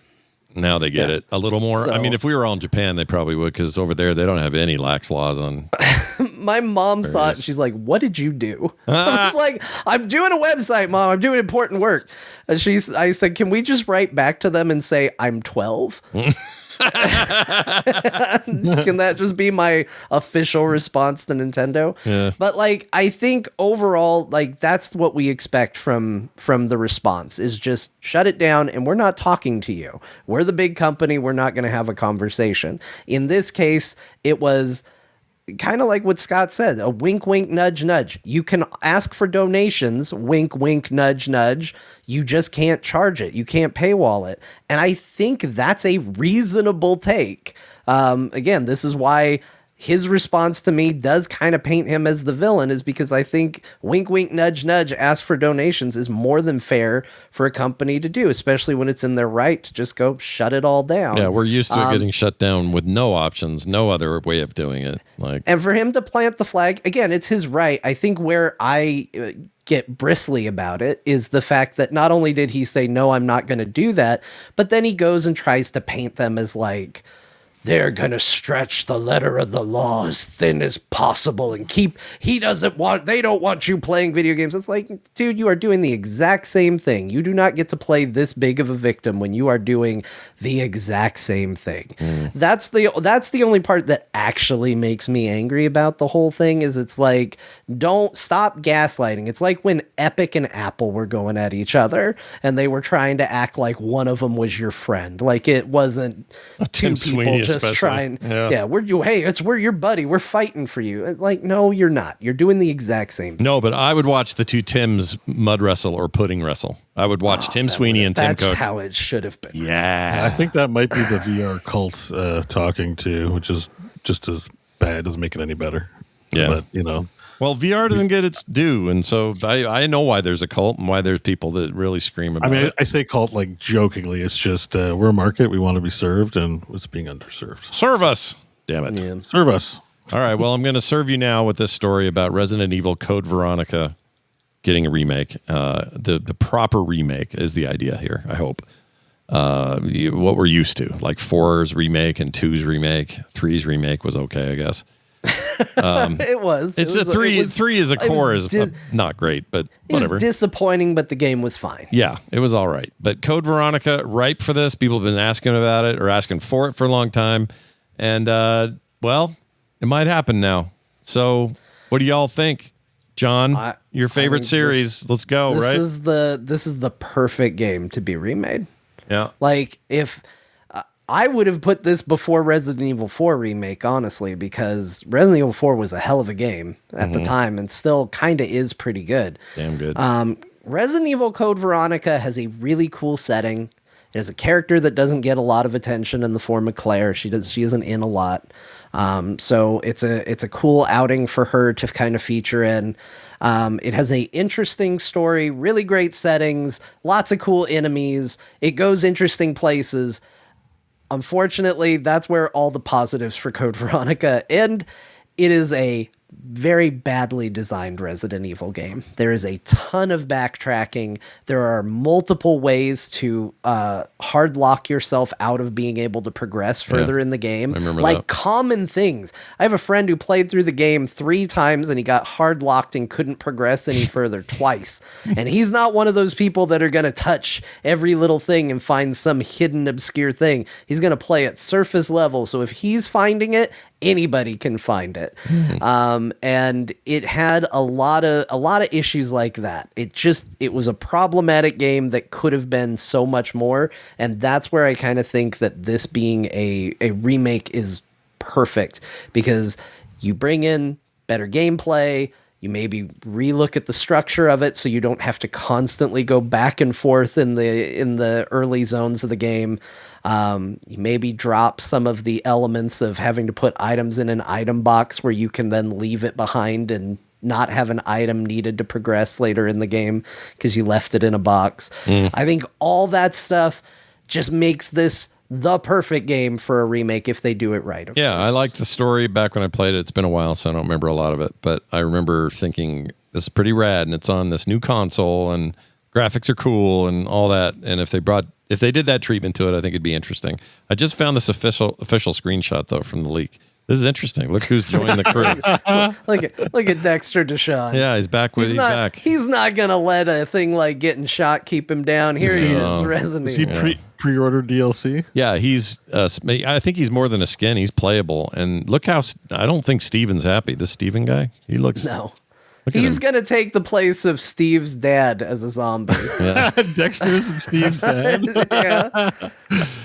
Oh, goodness. It was a long road to get that up there, but there it is. Anyway, we'll see. That'll be fun. Also, so people are not thinking this looks as bad as Prince of Persia remake, I guess. No. Well, I mean, we don't have there's no screenshots. screenshots. We don't have we don't have any screenshots. It's still just rumor at the. Yeah, at this the is moment. this is an image from the original. So they all look this bad then, but Yeah, I remember the box. I think I rented it but didn't play it and brought it back. I'm pretty sure I bought it day one, played it with my friend Andrew, and I think we beat it pretty quick. Couple play sessions. It wasn't a very long Resident Evil game. So maybe they'll pad that out too. I don't know. Maybe. I don't know. But I thought that would look great on my Dreamcast. We'll see how it looks on my... I remember it looking a lot better than it did. I remember when I went back to it, it was definitely I remember this better. Because they released it on PS2 later. They did a re-release. Yeah. Because I played it on Dreamcast, and I remember thinking, this is the most impressive looking game I've ever seen. Yeah. And then I played it later on PS2, and I went, what's going on here? Should make you stream like you did with 1 and 2. The originals, you should stream The original Code Veronica? Yeah. Oh my gosh. I don't even know if you can get I would get hard locked and I would just cry. You would just I don't know how I like Souls-like games, because the idea of like getting to a point in a game where it's like, well, now you're hard locked, you got to start over. I would just sit there and cry into the microphone. Shed tears of sadness, not joy. It wouldn't make me happy. We got Highguard news. They didn't pay possibly at all for that showcase. We've been talking this whole time like, oh, you got the $1 million to do that, but you can't market your game anywhere else. Well, as it turns out, maybe they didn't do that at all. Maybe that was just Jeff Keighley going, hey, y'all want a freebie? So this came out of Forbes from Paul Tassi, and it's a little vague. I haven't seen any clarification, despite the fact that like this seems like the big question is, did they not pay extra for the spot, or did they not pay at all to be featured? And it could be either. It's a little unclear as to whether it is they paid zero money or they just paid the same amount as everybody else.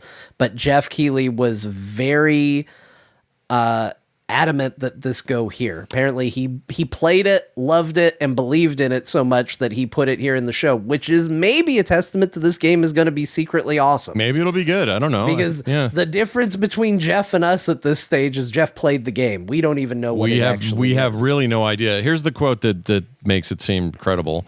The author of the article on Forbes says, 2 separate sources have told me the Highguard did not have to pay for the hugely coveted spot at all. Reportedly, showrunner Jeff Keighley just really liked the game and offered it to them. There is speculation that another game may have dropped out of the spot, opening it up, but I can't confirm that. The revelation that Highguard didn't need to pay for the spot was previously reported by this other person, which I can now corroborate. So it seems like there's something to that. Digital Hype with a second great comment. Starting to seem like he's an investor. Let's see. Who's an wait, what? Jeff Keighley.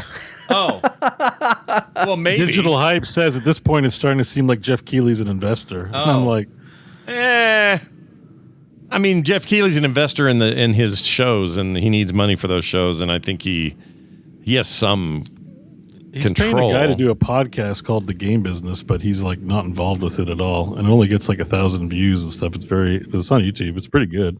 But called The Game Business. I recommend it. I've been watching it a lot the past couple months. It's just behind the scenes business. They have Jeff Keighley on, and that's what I learned. Oh, he's like invested, like he's paying for the guy to do this. I guess I was like, what is Jeff Keighley up to? He's got money to pay people to do podcasts that don't get a lot of views. It has Reggie Fils-Aimé and stuff on it. Like it's pretty big guests. Those guys are buddies.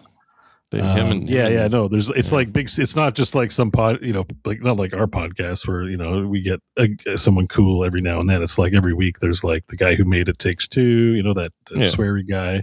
Yeah. It's like high profile, industry CEOs and stuff like that. That's where I got the interview from the Arc Raiders CEO talking about how he likes AI. I just didn't know it was backed by Jeff Keighley. So I'm like, oh, so Jeff Keighley's like backing shit.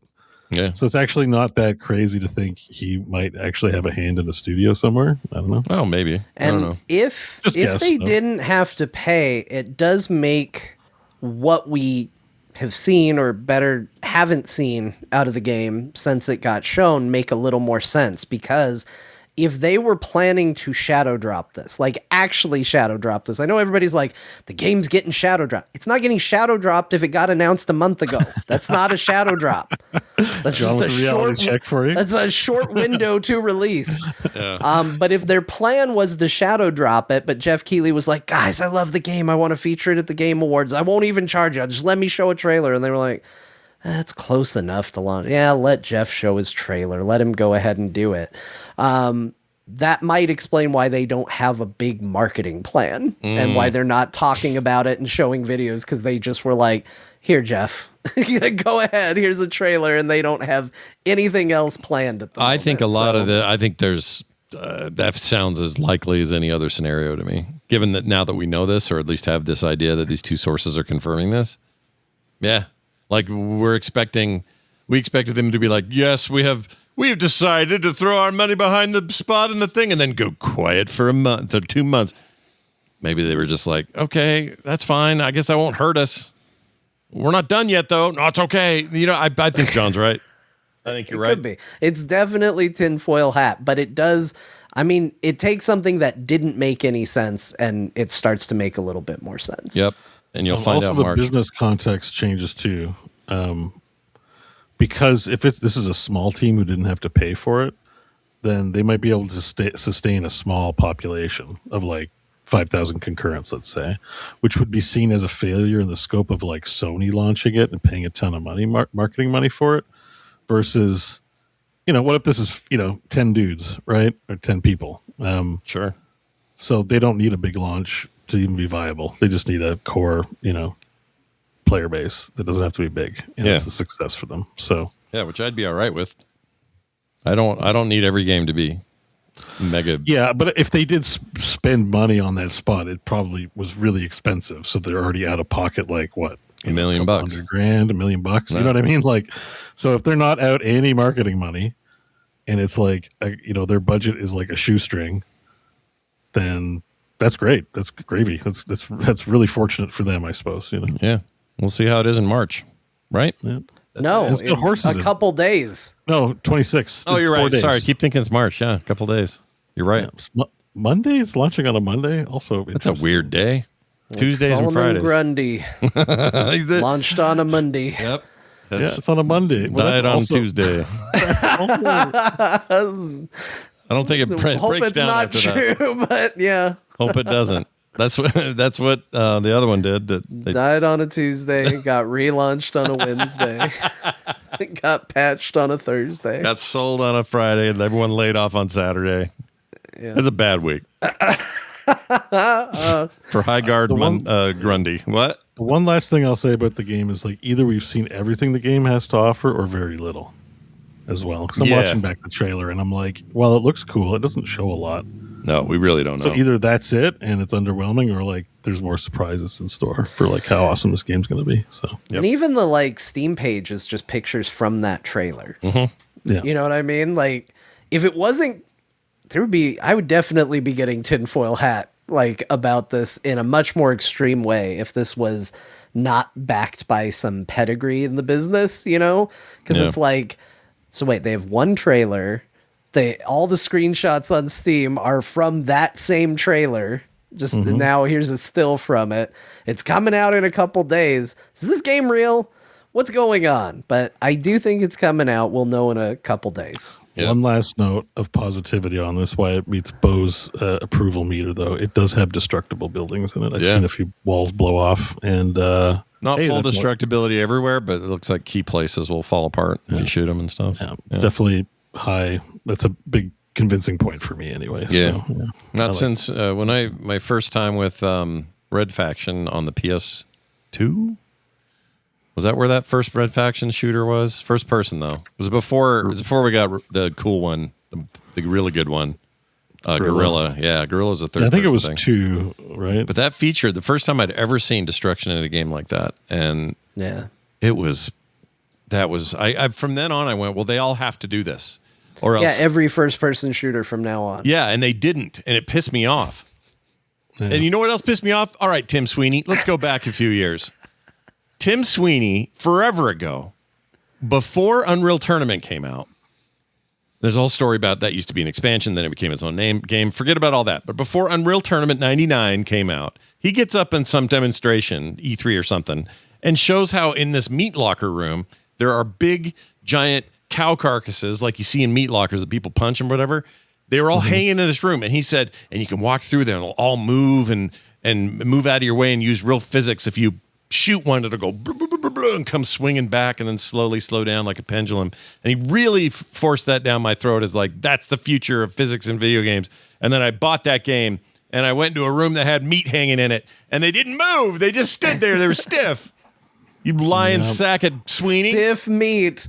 Scott meat. Disappointed by stiff meat. By Tim Sweeney's stiff meat. I was so annoyed by that. Oh, man, it's something special. I like whenever I'm fired up on a show. For some reason, Scott elevates. It's like a rising tide lifts all ships. Yeah. Scott's like, I'm mad too. Let me tell you why. Let me tell you about the stiff meat. Yeah, let me tell you about the stiff meat that really let me down. All right, Marathon. Marathon may let us down, but it may not let us down. It's currently selling quite well and will be out in March. That's the game I was thinking about in March. Marathon, with all of its issues and problems and all of its pre-release controversies.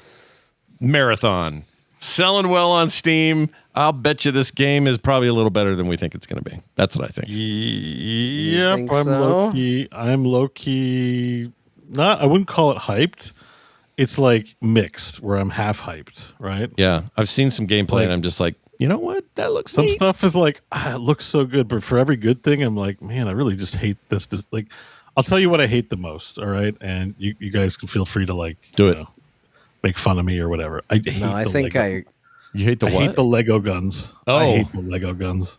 Yeah, they are kind of like every gun looking like a damn missing pieces from your Lego set that you found under your couch cushion. Like, can we not do a little better than that? Boys, I mean, they're going for a very specific look, right? Like, I know, but like, I don't like the specific look of the gun. The overall look may be fine, although again, I don't like. We ran out of colors, so used our highlighters palette of this game. You know, I actually think every character does look like they were chewing on a highlighter and it popped and nobody told them. You're not wrong. Yeah. But I also think part of me goes, well, yeah, that's because nothing else. They want to look like nothing else on the market, and that's true. I know it's not working for me. But like, there's stuff that does work for me, right? The gunplay looks solid, and I think. Having played Arc Raiders, where they just give you a wind-up toy for a gun, and you're just like, I don't want to play this shitty game. Like, can I get some good guns? It seems like the guns will actually be pretty good. Hold your emails, Arc people. I know, we know. Yeah, that's just my impression. I go in there with a little wind-up machine gun that only has a clip of 10, and it goes put put put put put, and I'm like, yeah, fun game, guys. So the actual gameplay looks like it's more on par with like Destiny and like fun guns to shoot and stuff. Well, they are good at that. They can give Bungie credit where it's due. I think I'm more curious about how this lands in reviews than I am about almost anything else, and it's because of the controversy. I'll admit it. You know, I either want to see this burn or succeed. Yeah. Scott's just watching something fall from the sky going, what's going to happen? Yeah. Will it explode or will it survive? Yeah. Is it gonna be... Yeah. I want to cheer something, either success or explosions. Yeah. I'll admit it. I'll admit it. That's how I feel. But I will say the level design looks phenomenal, actually. Yeah, it looks neat. I mean, the problem, I keep getting tempted to get Arc just because everyone's playing it and says I'm insane for not playing it. No, skip. But, well, I know how you feel. But I want a taste of this extraction shooter for people with normal lives. And it sounds like maybe Marathon will be that too. So maybe that's the one. Yeah, the session, progression.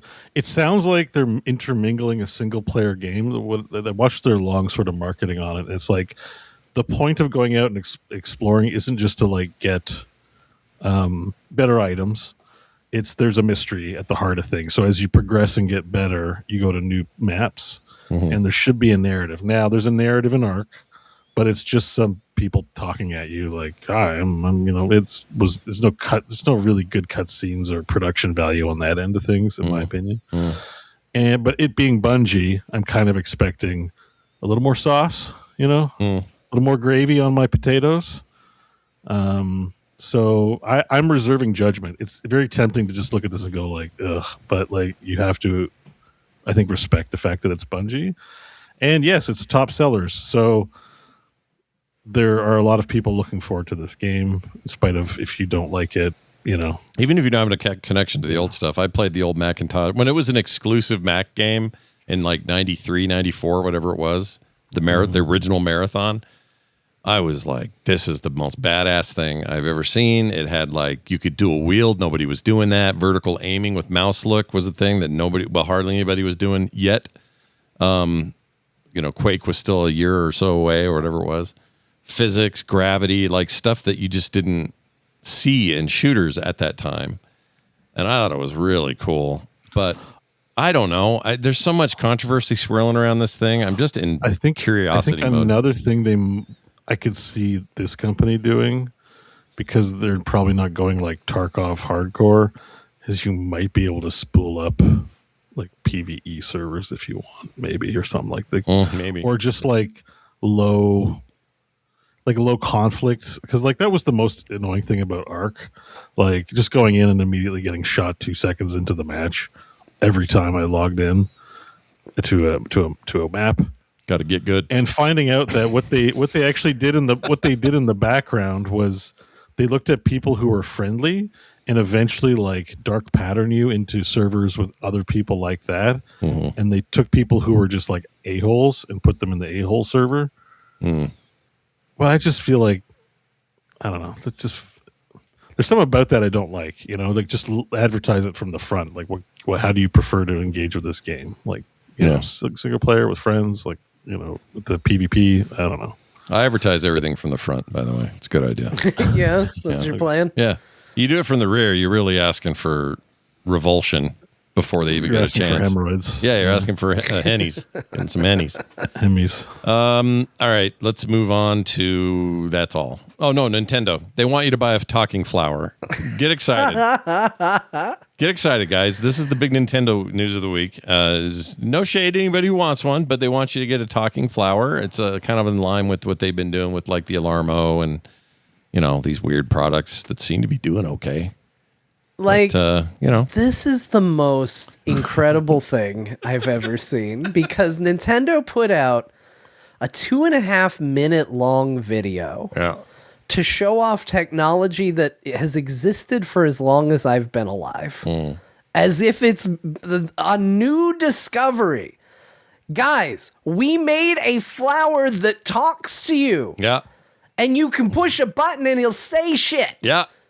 Yeah. What are we doing? Yeah. And they are Teddy so Ruxpin? No, it's like it's like a bad Alexa kind of. No, because Alexa does stuff. This just talks. It just randomly talks. It just says stuff. The closest it gets to doing something is you can set a time, like a wake up time. So sort of it can maybe be an alarm clock, but they don't say that he'll sit there and like make sure you wake up. It's just that like, hey, at 7 a.m, make sure my stupid flower starts his talking cycle. And they say he talks roughly 2 times per hour on his own. Let's hear him. You want to hear him? Yeah, let's hear it. Let's hear a little bit of this. What you're if you set a wake-up time, night-night, or bedtime, he'll share his thoughts.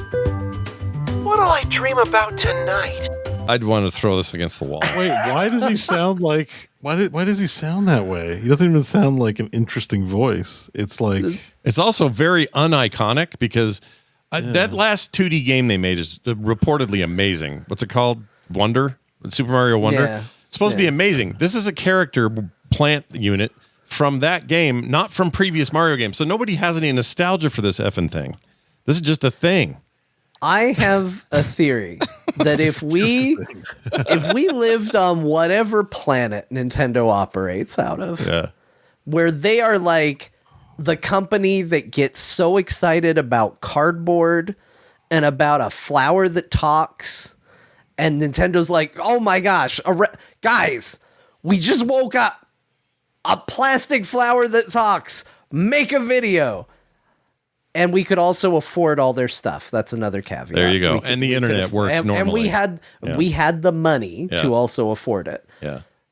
This might be a utopia. There is a world where there are people right now that are over the moon excited because they're like, guys, we made a flower that talks. Yeah. And it's like, here in the real world with a bunch of jaded assholes like me that look at it and go, what the hell are you doing? Mm-hmm. They're like, it's a flower that talks. They're getting excited and high-fiving. We did it. They have it in all these languages. Did it. I want to hear it in German. That's what I want to hear. Jawohl, nein, schnell. And he just, For some reason, the German one has the Hitler voice. Nein, like that kind of thing. I want to hear it yell. Well, because German's, that's such a harsh language, like especially when they're yelling. It's Hitler or not. Yeah. No, I know there's Yes, you should do this. That's the one I want. Good thing we definitely don't have any listeners in Germany that are we'll be fine about that hot take, Scott. We'll be fine. Yeah, like I'm just saying it would be funny worry. if they accidentally let it out with a bad one. You know what I mean? Sure. Like, why did you do that?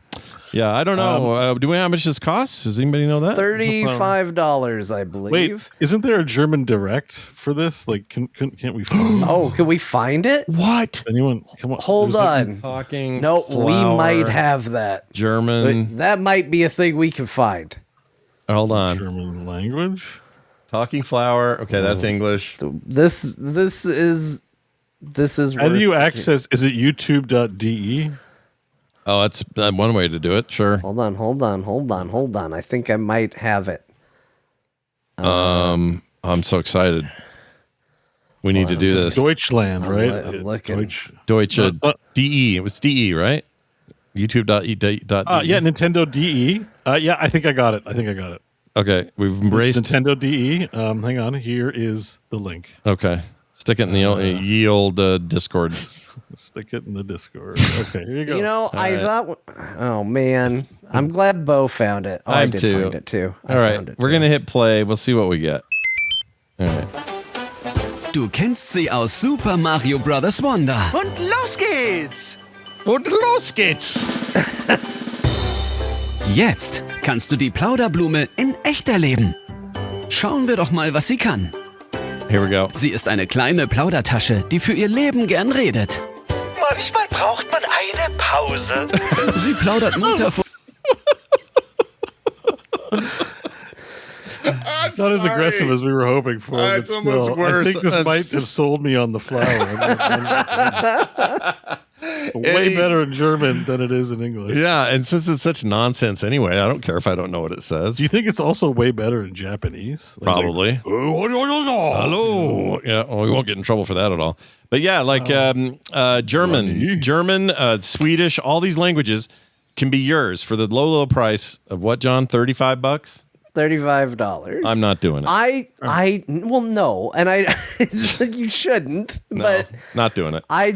There is something so mystifying about Nintendo. Again, the same company that brought you, hey guys, get excited, cardboard. We're gonna sell it to you. Yeah. Is now also bringing you a flower that talks. Yeah. I don't know why I find it as funny as I do, but I find it hysterical that this is just. Here's some Japanese. You want to hear that? Yeah, let's hear it. All right. なおしゃべりフラワー放っておくとぼーっとするのっていいよね。たまにしゃべり出します I feel like I'm being 会話 judged. はできませんが喋る花って変かな。どんなこと Actually, he's kind of adorable. I like that version of him. Yeah, it's way better in Japanese and in German. Yeah. I think English is kind of got the short end, I think, this time. Yeah, no doubt. But it's all one universal thing, right? You can buy it and set the language. Yeah. Because I would set it to definitely some other language than English. Oh, hell yeah. I'd be German in a heartbeat. I'm doing it. I'm not getting it, but if I did, I would. You know who will If get you this? did. Freaking Brian Dunaway is going to want to buy this damn thing. He'll do it. He loves this kind of stuff. I'll have to go talk him down when he hears about it. All right. Well, that's all the news she wrote. That was a lot of news. We're going to take a break. When we come back from the break, our week in gaming, going to talk a little bit about some old, some new, and some Steam Deck 2. Bo got a Steam Deck. We're very excited to see what he I got a thinks of Steam that. Deck, hooray. Yeah, I'm very excited about it. That helps with the rids. No, what's it called? The Hemis. The Hemis. What? Oh, I mean, okay. The Rids? The Rids. The Rids. Hemorrhoids. It's be roids, right? I should have said roids. What was I thinking? Anyway, we're going to do that after this break. During that break, you'll get to have the John Show if you're here live, or if you're checking out the archive video, and or you are a patron, and or you are supporting us over at core.show. Wherever you go, you'll get the John Show, but he won't get it if you're a freeber. All right? That's another word I just made up. All right, that's going to do it. We'll be back in a second. Stay tuned. We're back. Hey, everybody. Welcome back to the show. It's time for us to talk about the games we played this week, because why the F not? It's me, Mario! All right. I don't know why I played that one. I feel like I pushed the wrong button. Doesn't matter. It worked. Hey, let's get into it. So, guys, I like Star Wars Dark Forces, the old one. Big fan. Yeah. And it turns out that remake they made here recently is pretty damn good, too. I've been sitting on it for a while. Like, oh, let's turn that off. Sorry. And I kept thinking, am I ever going to play that game? Am I going to get in there? Am I going to see what that's about? And sure enough, I did just that. I played a whole bunch of it, and it plays extremely well on Steam Deck and wherever else I wanted to play it. The remaster is more of a it's not a remake. It does have modern mouse look controls and controller if you prefer that, and all that sort of thing. But really, at its core, this is still Star Wars Dark Forces. It just looks a little better, and the sprites are a little bit higher resolution. The cutscenes look good, but you can turn that stuff on and off. Like, you can look at the old way if you want. The kind of like baseline stuff I like that they do with these remakes is, give you a way to experience the old stuff as well as what they've improved. And even though the game is a lot like Doom in that it's sort of go find the key and get to the next level. Oh, a stormtrooper, I got to kill in between where I got the key. It's that. Yeah. But there's something to have fun with there. That's a fine thing to do in a video game. And I really like this game. So I'm going to give my big thumbs up to the remaster so far. I'm probably only, five missions in. I think my favorite, this game is old moment, though, with this is like when you get to the end of the mission and it's like, now press escape and hit end mission. Yeah. And you're like, what? Yeah. It's weird. Do what? It's really weird. So now bizarre. I should mention, they have an option in the settings. You have to go toggle it on where it will auto end missions when you finish them. Yeah. So there's a bunch of stuff like that where the game back in the day didn't really hold your hand. It didn't tell you where to go. You really never had a map. There's a map, but it's kind of hard to read, this overlay thing. So you're really kind of lost a lot. And there's no indicators of where buttons are meant to be pushed, or you just have to kind of figure shit out. This game is like that, and it gives you a few quality of life improvements in that way if you choose to turn them on. You don't have to. But the game knows that it's a thing of a time and all that. I think it holds up incredibly well, though. It does. And I think that's why it stood out, is because like you play it and you're like, yeah, this nice boomer shooter game. Like, it seems good. It seems good. Mm-hmm. And then all of a sudden there's this archaic thing from a time long forgotten. And you're like, oh, wow, this game came out a long time ago. Yeah. Manually finish your game. Think of that. It is really weird. Hit escape and hit quit to end your... I'm like... Am I going to have to do this again? Am I breaking the game? Is this how it's supposed to work? It's so funny, though. I use that trooper blaster they're showing right now in this video. I use that through so much of the game. They give me new weapons, but I kind of stick to this. It's good. It's a great weapon, dude. Yeah. It's only bad if you're a stormtrooper. Yeah. The stormtroopers in this game are really bad shots, but, I mean, stormtroopers in general. Although that's the joke, even though... Right in the movie, Luke puts on a stormtrooper helmet and says he can't see anything. Yeah, so I think that's the deal. The movie explains it right up front. Yeah. They're like, hey, stormtroopers can't see anything. They literally can't see out of their helmets. Their uniforms are poor design, really is the whole thing is to blame. But Dark Troopers introduced in this, which is a thing you now see, speaking of Mandalorian and stuff, you see Dark Troopers. This is where they started. There's no such thing before this game. So that's kind of cool. I like it. And it's available now. It was on Steam for sale, which I think I got during the winter sale, and then I just hadn't touched it. But finally decided to give that a spin. I've had a lot going on, so I was looking for quick, fun, get in, get out kind of games when I had time. And that was one of them. And along with that, I played some of my copy of Fire Emblem Engage for the Switch 2. Engage. I don't want to shock anybody, but I played a Switch game. this week. Oh, that'll excite at least one person. Or more of a Switch game. And Switch 2 or Switch 2? I played it on Switch 2, but it's technically a Switch 1 game. It runs really well on Switch 2, though, so may as well be one. But, man, here's the deal. There's not a Fire Emblem game I don't like. I like them all.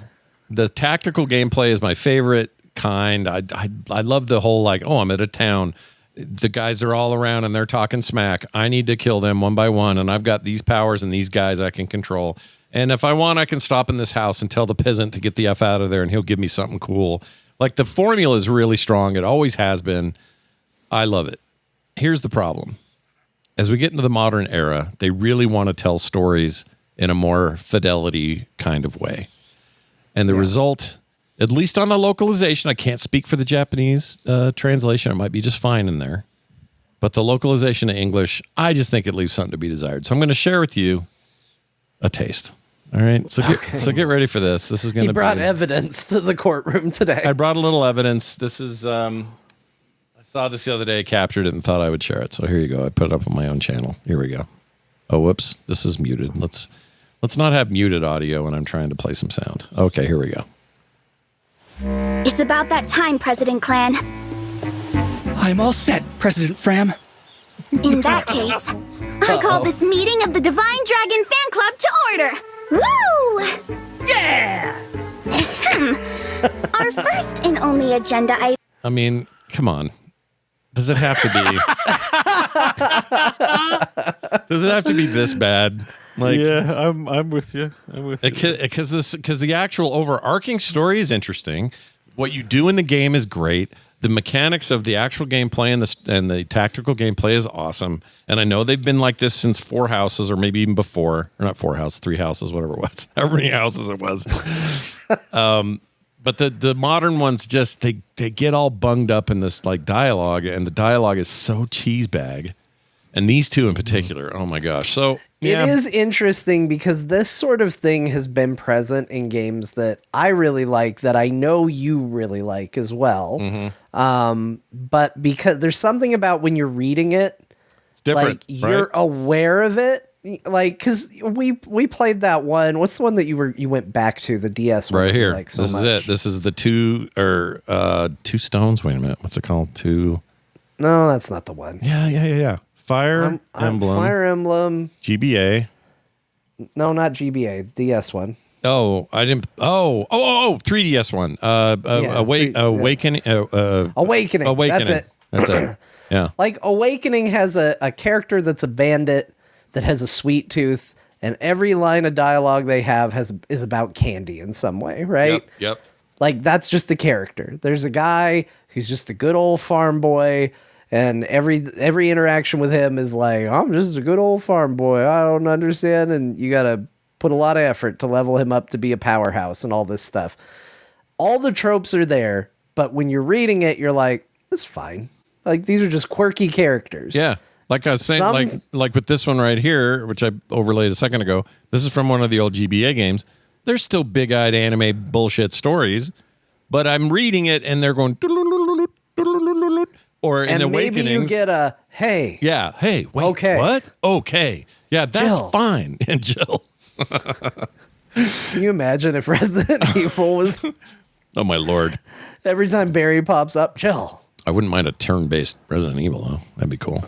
They sort of did one. I think Did they do one? Wasn't there a Game Boy one that had a turn-based-ish element? I don't remember. I would love that, though. That sounds all right. Do it like the Yakuza one that had turn-based, not Infinite Wealth one. Well, I guess Infinite Wealth had it, too, but the one before that. Dragon, like a dragon.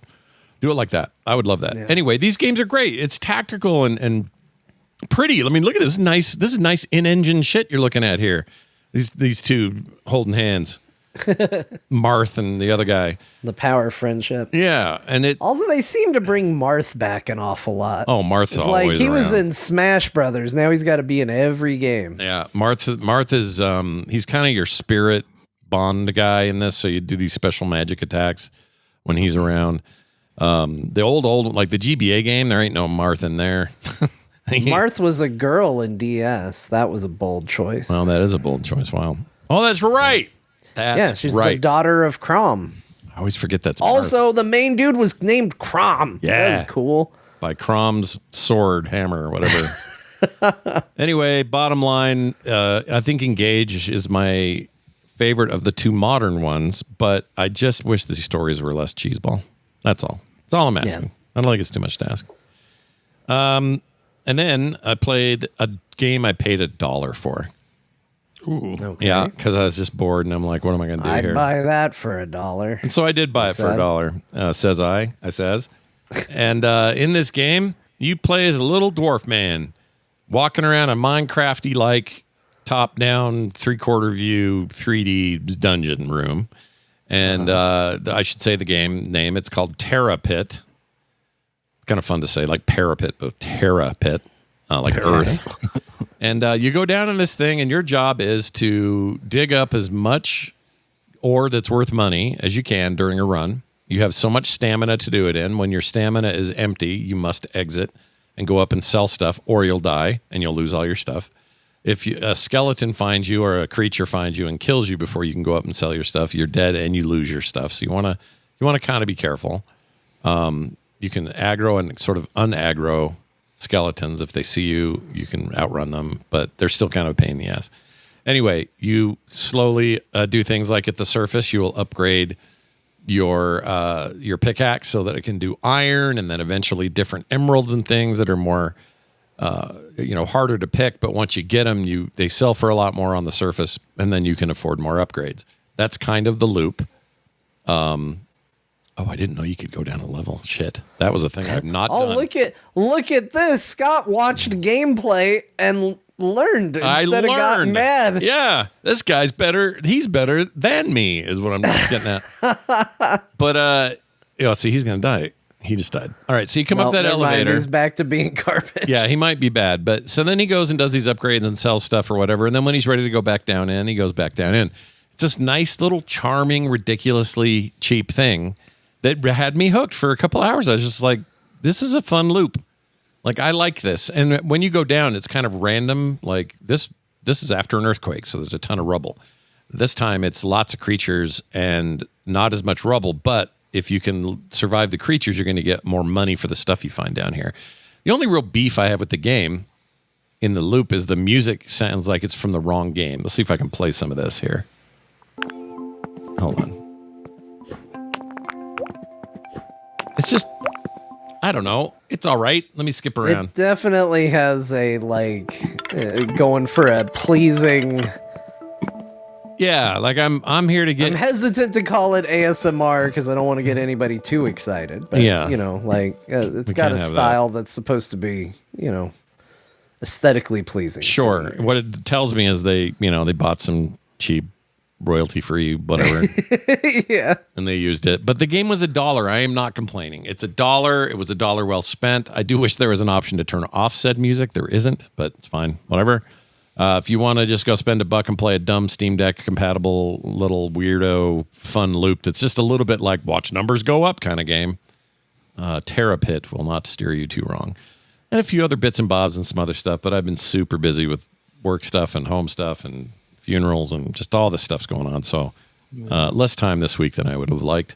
However, John is here to save us with his tales of Final Fantasies. I don't know if this is saving. I was playing a action RPG. Yeah. I've decided to copy BEAU.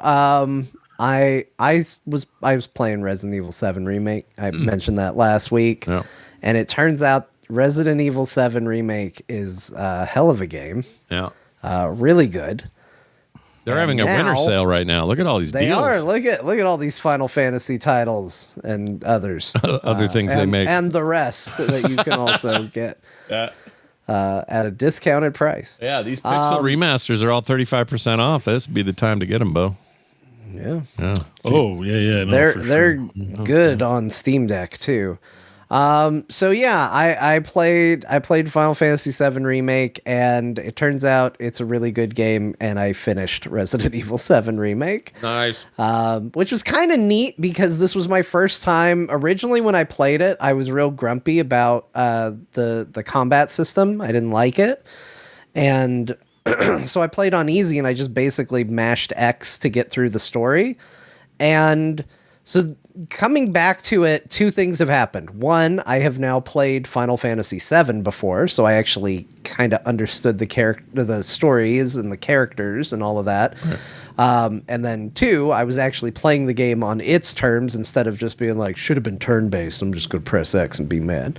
And I had a really great time experiencing that. And yeah, I continue to be just enthralled by this series. I think if they nail the landing with part 3, this is going to be something really incredible. I think the thing I constantly think about this game is like, how crazy is it that for years people were saying, when are we going to get a remake of Final Fantasy VII? And then Square Enix goes, hey guys, Final Fantasy VII remake. And then it's not a remake, it's a sequel. Oh, man. Like, it's kind of freaking crazy that that's what they're doing with it. I will still say sequel with a little asterisk. It might not be a sequel, but I see all signs point to sequel. Sure, sure. The other thing that I was surprised by is there were some things in Rebirth that happened narratively that I thought kind of came out of nowhere, that I didn't realize were set up in this game because I had just forgotten about it. And I think a lot of that comes from, one, not being as familiar with Final Fantasy VII in general.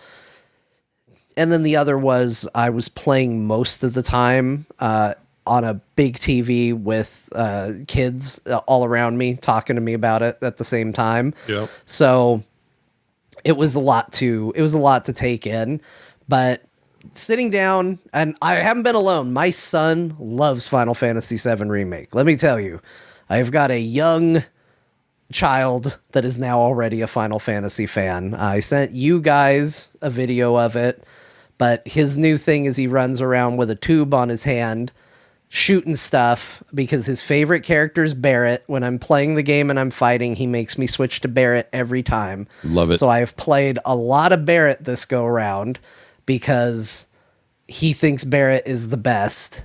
And of course, he has learned the most important lesson, which is Barrett's favorite thing to say is, suck on this. So I've had a little 4-year-old running around the house, shooting a machine gun arm going, suck on this. Yeah, that's great. It's been a lot of fun. He asks for the game regularly, and it's been really nice just having him sit on my lap while we play together.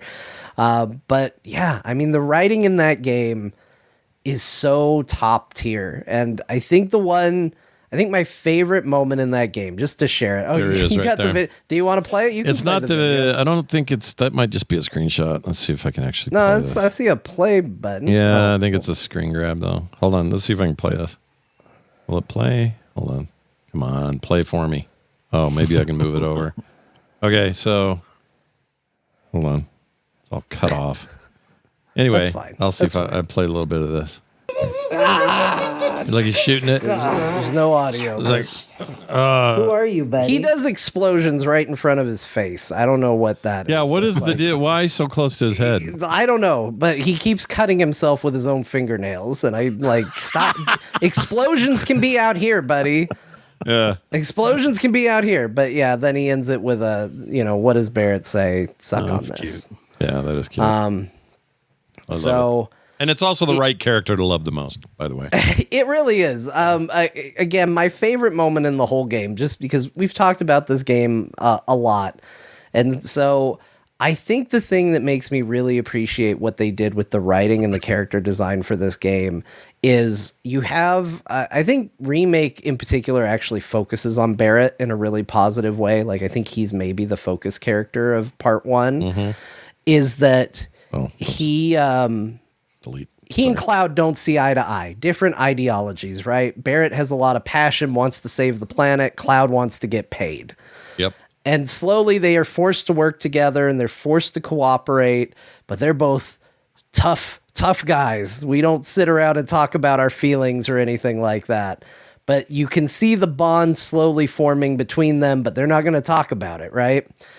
And then you get near the end of the game, and there's a moment where Barrett says, hey, you know, I think Wedge really likes you. Because Cloud mentions that Barrett mentions he's worried about Wedge. And Cloud's like, I think he'll be all right. Barrett's like, you know, he really likes you.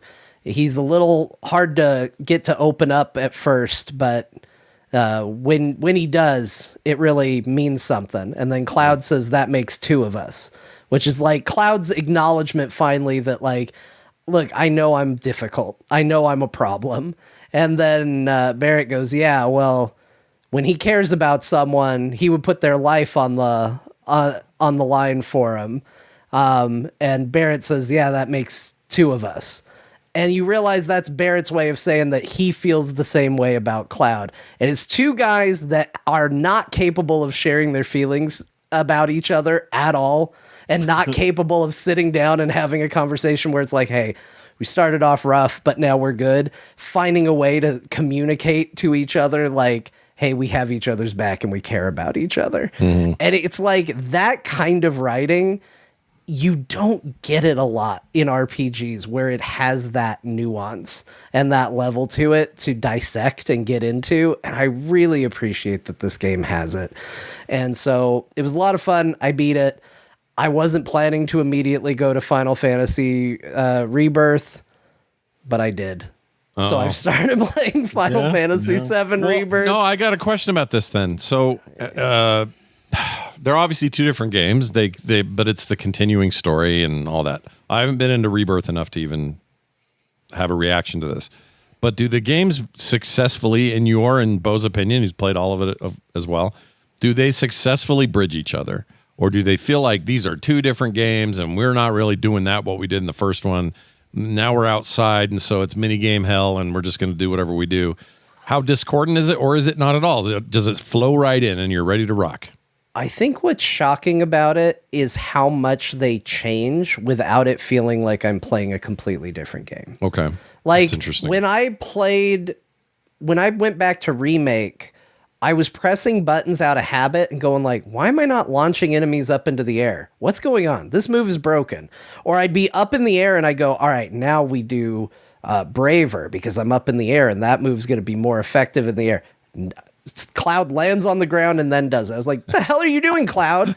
That move is more effective from the air. Not in Remake, it isn't. That's a Rebirth change. Like, there's a lot of changes in it, but it still feels like the same game. When you play them back to back, you look at it and you go, my God, did they make this game look so much better? Graphically, it is a billion times better, a billion times more beautiful. But you look at, you're like, it's the same game. It looks like the same game. Like, you really have to kind of get into it to really realize, like, oh, look at all the changes they did. They went from contextual, you can jump over this, to like, you can jump over just about anything. You just press a button and do it. Like, they made so many shifts, and like, you spend the entire first game in Midgar. Second game, immediately you're out in the open world for the most part. And it's like, hey, there's a world out there. Yeah. And so it's different, but you don't feel like you're playing a different game. That's cool. You just feel like you're playing the next chapter in the same game, even though they've changed a ton. So I knew that's interesting because you're literally, even though you've played a bunch of this already, you're going back to back. You are binging it. When you finish that, when you went right to the next one, yeah. I think that's a good sign that you say that, having just because you didn't have a year of forgetting what it was like to then get the new game and go, oh, this feels like the last one.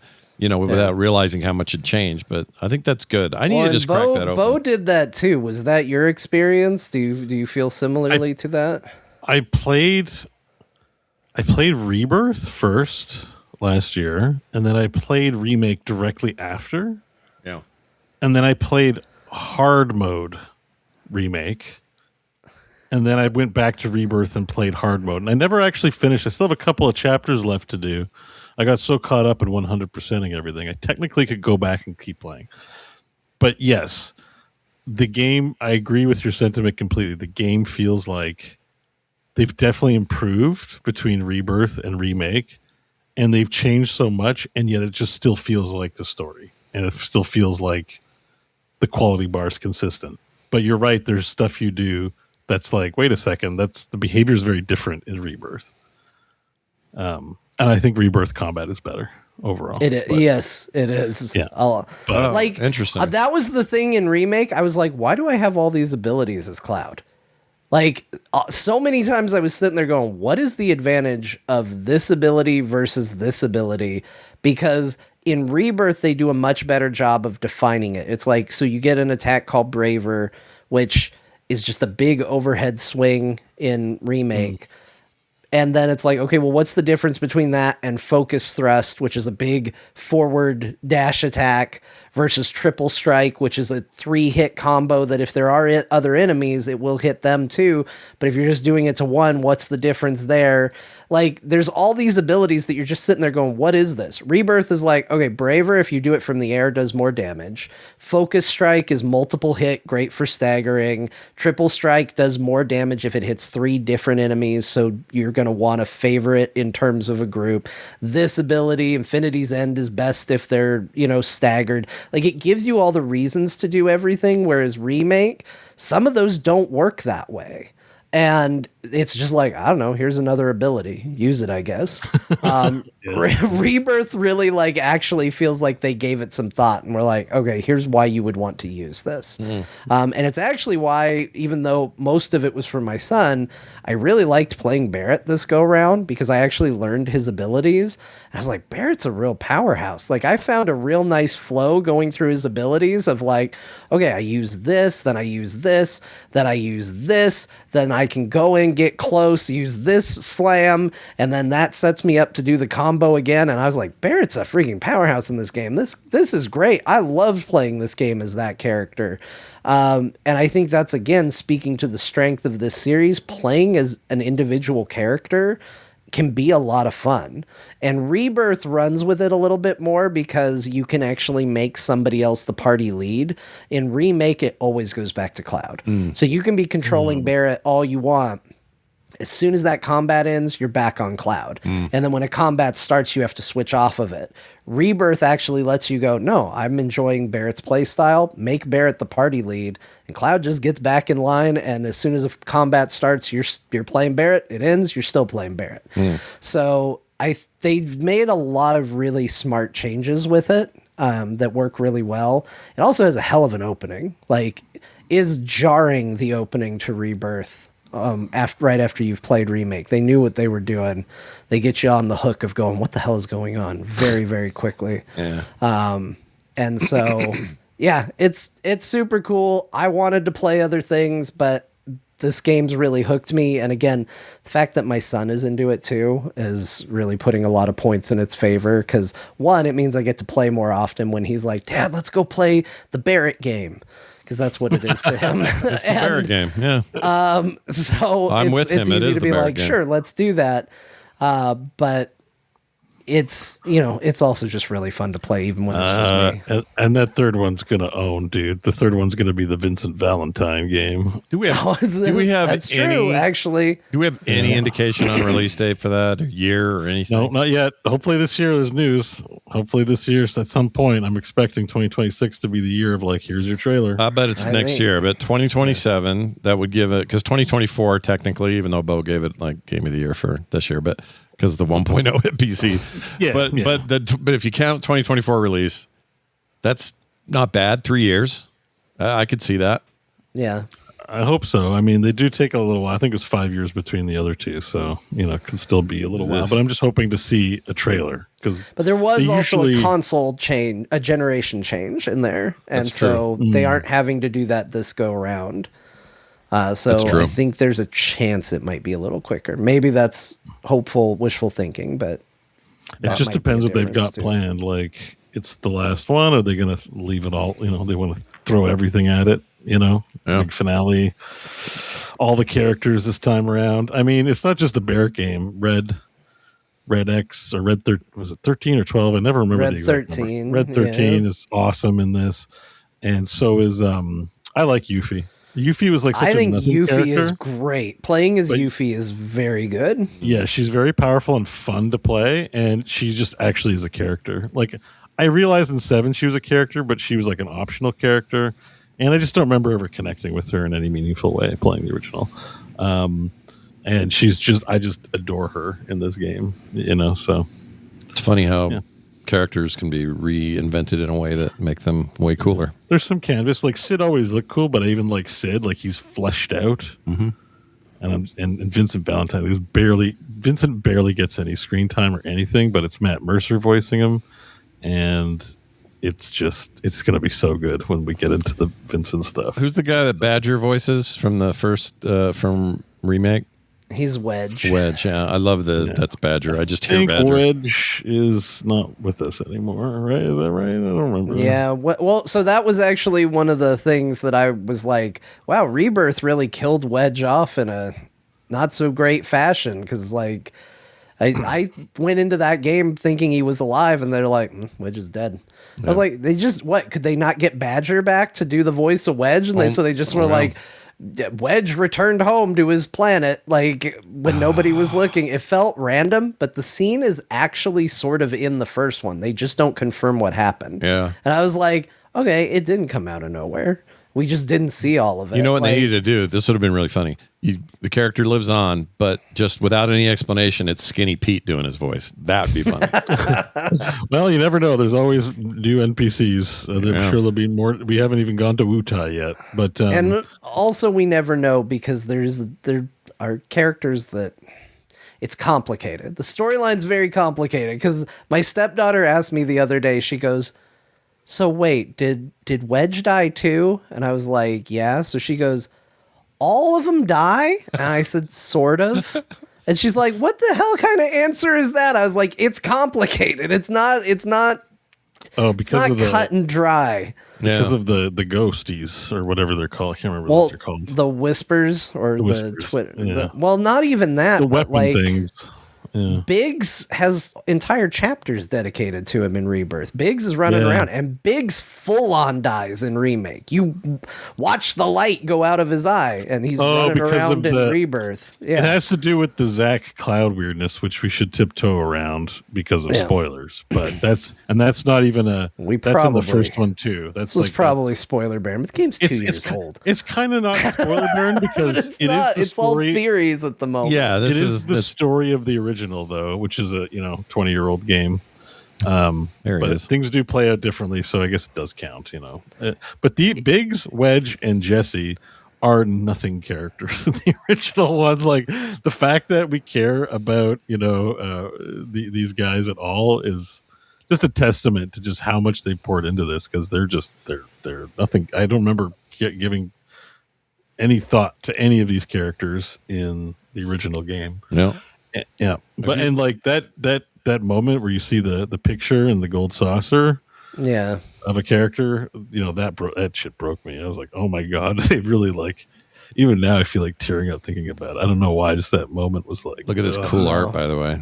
It was the same way for me. I think I said it last week, but there's a moment where you go into Jesse's mom's house and you see all the pictures of her as a little girl up on the wall, and I was like brokenhearted. I was like, oh my God, I might cry just from staring at a stupid wall. Yep. And it's, again, I know people are going to be like, spoilers. I am seeing some call for spoiler baron, but also we've literally said these characters are dead and these characters are not dead. So I don't know what you're considering a spoiler, because we've said both things. It's also, like you said, it's that game's 2 years old.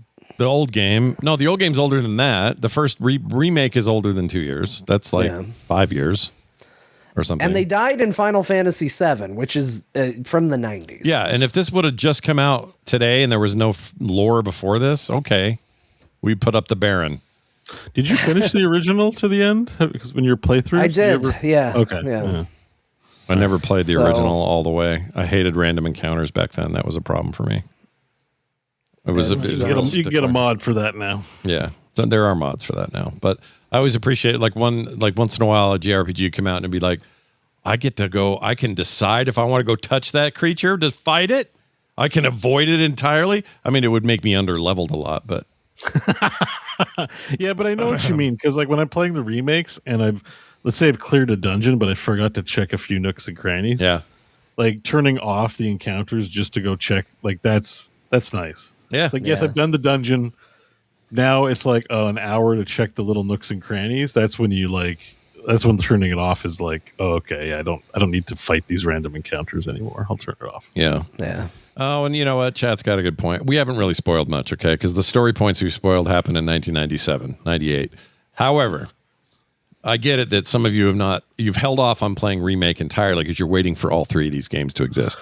I get it. Weird though, because these games are really long. Yeah, you're waiting like a decade. Really daunting. I mean, if you're doing it, more power to you. But yeah. But honestly, I think in a lot of ways, this is a game series that I already said this is a series that we think is a sequel. Like, that's the thing, is a lot of this is speculation. I'm pretty sure it's a sequel to Final Fantasy VII, and the game spoils stuff. Like, Cloud in the game will occasionally have flashes of things that happened in the original game before they happen in the game. This is not a game that exists on the surprise of, oh my gosh, it came out of nowhere. Like, this is a game where they assume you're going into Final Fantasy VII Remake and Rebirth knowing what the story is, and they're playing on the expectation of your pre-knowledge of it. It's built into the DNA of the game. There's an entire subplot. The final boss of Remake is hinging on the idea of everything that happened in Final Fantasy VII for the PlayStation needs to happen again.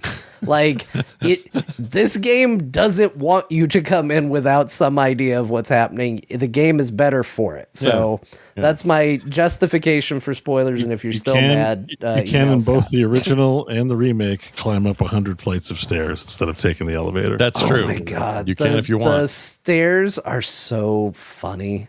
Yes. I can't not take the stairs, even though it's infuriating.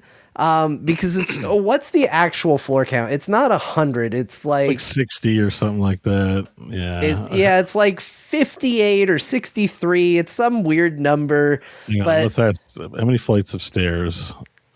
You think that it's not going to be a big deal, but the game messes with 59. The game messes with you in such a good way because it's like, well, I'll just run up the stairs. It'll be fine. And it's worth it because you get to hear Barrett complaining constantly because he's just dying on the stairs. Have you ever climbed up many flights of stairs? Oh, the worst. It's awful. It is a workout. It's torture. But the best part is you think like this is a video game. I'll just be able to do it fine. And the game's like, no, you won't. We're going to make you slow walk the last 10 or 15 flights of stairs. You are not going to be able to use the run button. And it's like, you made this decision. You live with it. And you get nothing from it except fun dialogue because the elevator just works and you get into a fun combat and then you're just there. Like, so that was like a weird thing they did in the original. And you think, well, they know how to make games good now. They're going to not do that. And they're just like, no, this is a meme that has to live on in our remake. Yeah. Nope. Never die. It's so funny. Barrett is so funny on the stairs.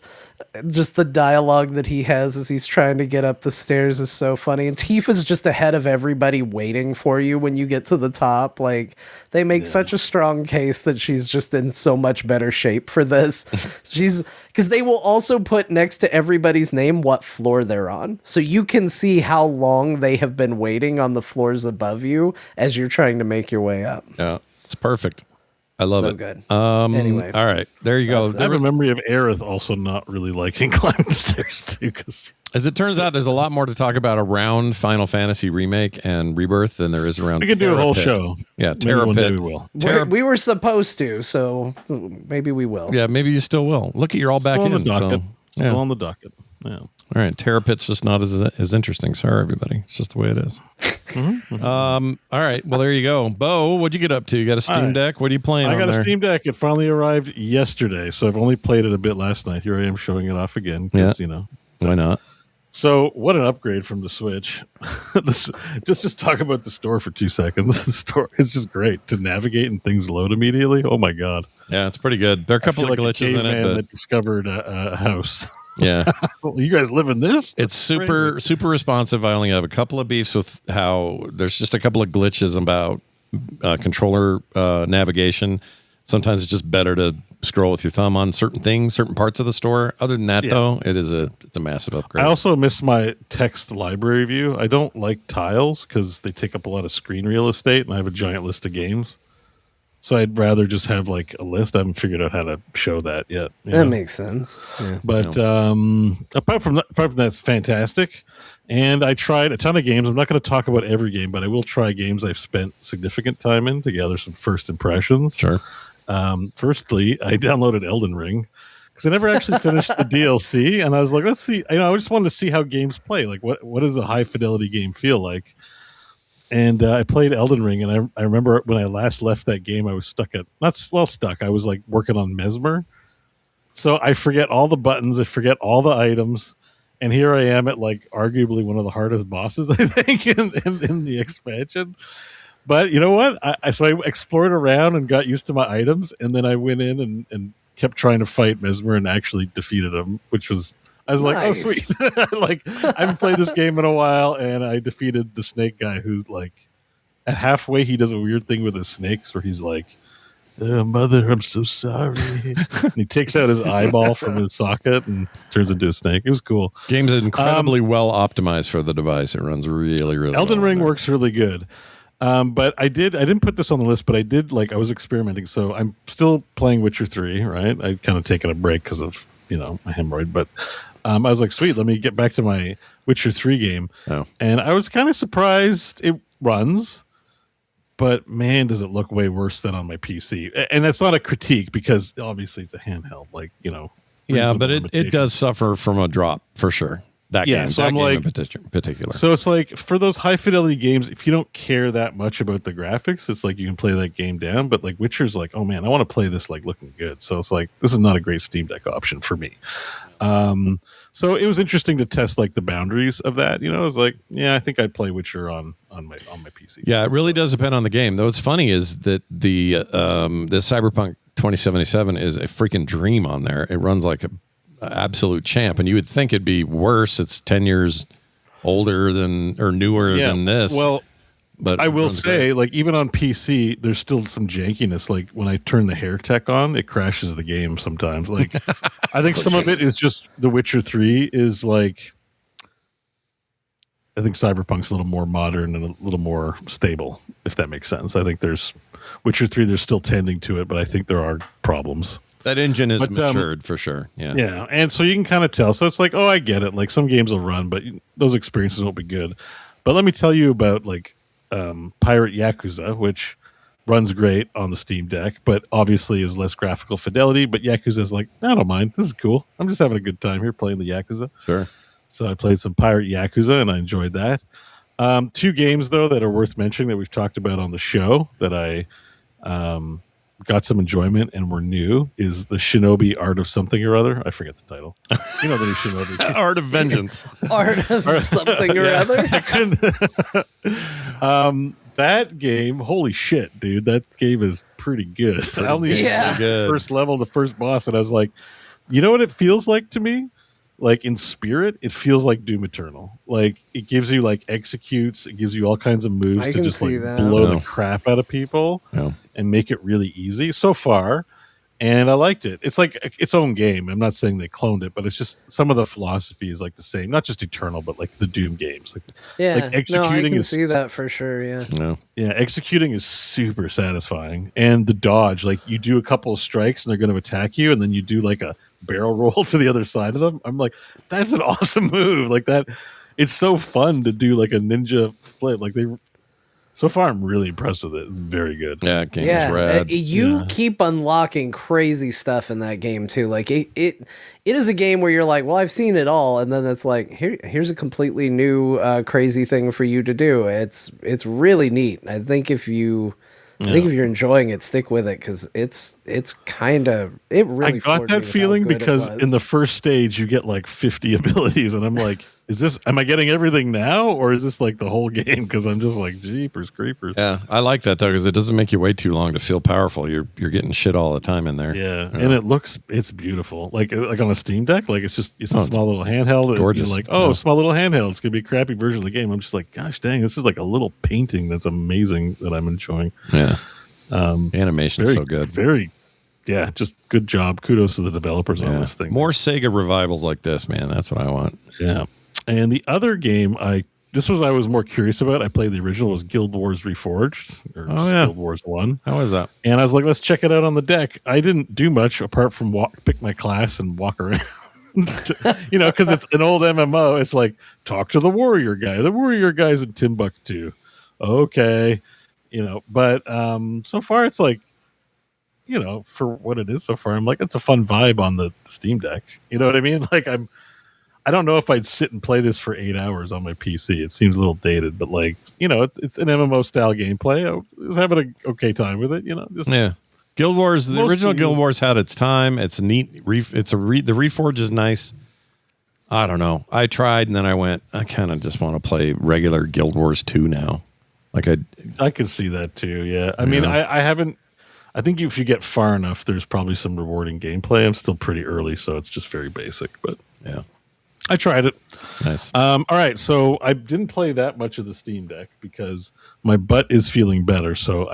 But before I get to the butt stuff. Before we get to butt stuff, let's do it. I don't mean butt stuff. I mean, before I get to games I played on my PC, I also have to mention I did try the Unicorn Overlord demo. Love that game. Because that was just seriously tempting me with how good it looked. And the good news is I'm no longer tempted to buy it. Oh my gosh. What happened? Shots fired. What happened? Unicorn Overlord. It might be a genre that I'm not into. I don't play many of these consolified like tactics style games. So, I know you liked Advanced Army. It might be a lot like that. Advanced Wars? Yeah. Advanced Wars. Sorry. It's all right. Say the name right, bitch.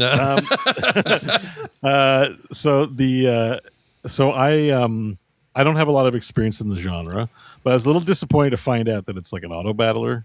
Like you have units on the map and you make the units go in different directions and you can equip them and level them up. And so far so good, whatever. Yeah. But then when the units get towards each other, then you set them up for a fight. And then they fight. Like a setup phase and then they just fight. And some of that automation stuff can be fun when you're creating your squad and maybe I don't know how much of I'm not that deep because it's the demo, how much of the logic's there, but it looks gorgeous. I love the fighting. Yeah, the art style's awesome. The art is great. I love looking at the art. It's maybe leans a little too, like I like anime, but for the vibe it's going for, some of the younger people, like if you're young, you look like a beautiful anime character. And if you're old, you actually look kind of realistic, which is just, I don't know. But apart from that, like the animation's great. The call outs, the battle dialogue's pretty cool, and the vibe is great. But holy shit, is the writing atrocious. Like what you showed in Fire Emblem is pretty much this game. Oh, I didn't find the writing to be too bad. Maybe the voice acting's so much better in this that I don't. The voice acting is good. Yeah. The voice acting is good, but it's just, hey, we are from the kingdom of celery. And in the kingdom of celery, the king will, do this. I will do that, my lord. Like nobody has any personality. Yeah.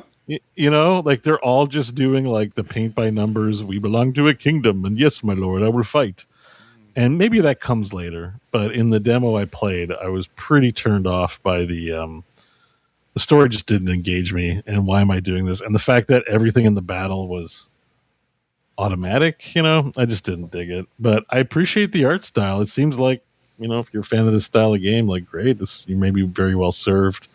But that was my curiosity satisfied. I was like, yeah, I don't need to buy it. Hey, that's what demos are for. I'm glad you found out before paying. Yeah. So I'm not going to hate on it too much, but it just didn't tweak me. But what did tweak me is Heroes of the Storm. What's that? What is that? I've never heard of that. What is that? This a new game? Yeah. What is that? My butt is recovering. My little hemi is down to a nub now. So I think hopefully it's just going to go away. And I have to make lifestyle changes, so maybe I don't get another one. So no sitting for 12 hours. But once I got back on my computer, I was like, you know what I want to do? I just want to play Heroes of the Storm. And so, I was just watching some YouTube and some, Amazon TV shows and stuff on the second screen and just enjoying Heroes, man. I just still enjoy playing that game. It's just, I feel good playing it. And I kind of got into sometimes when you play a new hero or hero you haven't played a while and you get kind of hooked. I got kind of hooked on just playing Tassadar, so I've just been mainlining auto attack at Tassadar because I never see that in matches. I'm sure John will have a real problem with this. John, how do you feel about Tassadar play? I know you don't like Tassadar. It's not your favorite character. I like Tassadar. I'm kidding. It's a joke. Of course you love him. He's your favorite. I love the Tassadar. He's your favorite. No. I thought he was. No. Who's your favorite? Artanis. Oh, shit. I mixed him up. Oh, all Protoss look alike, eh? Yeah, remember when Tassadar was over here? That was an Artanis. They're all for ire. That's all, I guess Zeratul could have been my favorite too. Well, because we're all Protoss. Actually, they all kind of look alike. It's true. Just kidding. Or am I? I don't know. Protoss everywhere. Sorry. I'm sorry. Yeah. That's fine. I think they're not going to. The actual Protoss will not have any issues. Protoss. No Protoss protesting Protoss. In this day and age, we make friends with all kinds of people. That's right. Real and not real. That's right. I just having a great time playing Heroes. So I played a lot of games of Heroes this week. I also like Tassadar. You're making me want to play this damn game. Heroes is still a good game. It's still for me that I mean, you guys know I report on what I play every week. I still log in constantly and enjoy myself. So goated MOBA. I'm sorry, all you weirdos who think League of Legends is all that in a bag of wieners. This is a great game right here that we're looking at. That game. I don't know if I would challenge. No, I'm not saying you're wrong. I'm not saying I disagree with you, but maybe when your defensive stance is my game's in maintenance mode. Yeah. Be careful. Yeah, but it's a good point. Which game is thriving? Which one is currently sort of just? I mean, I will say this: the game hasn't changed much. we got last year. We got one skin for the 10th anniversary and one mount, and that was it. Wow. So there's been some balance changes. Actually, I hate. Anyway, let's not get into it. I don't like the new fort changes, but. Still fun game. Do you think there's just one guy who made that skin, or they had to go bug somebody on another team? What do you think that was about? No, they said they had made it, and then when the game got abandoned, it shelled it. So they just brought out something shelled. Oh, that's even worse. Yeah, I know. It wasn't like for this special occasion we got together and made. They're like, hey, what's some shit in this archive folder? Yeah, what's in the fridge? It's Christmas Eve. What do we got? We have some old meat that may or may not be good. Let's do that to celebrate the holiday. We've got some ham from Easter still. Ugh. Yeah, basically. That annoys me, but whatever. Still fun. But I had a good time. I played a lot of Heroes of the Storm matches, and it was fun. Yeah, games are fun regardless of how maintenance mode they are. They're fun. And on Sunday, I didn't stream this, but we finally got back to doing some multiplayer again, and we played Peak again. Oh yeah, Peak. And I hate Peak. I was waiting for it. I hate this game. Why do you put yourself through that? Is it because your friends? But I'm not the one that tilted. Pepperoni Pete actually rage quit. Really? Which I felt bad, but also validated as the other Peak hater. I was like, sweet, that means we're not going to be playing any more Peak. No more Peak?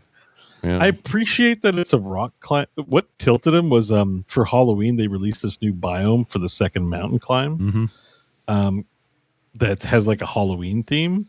Like jungly stuff, right? Right. And it's got like spiders that come down and knock you off, that knock you down, little bugs that headbutt you. And that's okay. It's annoying.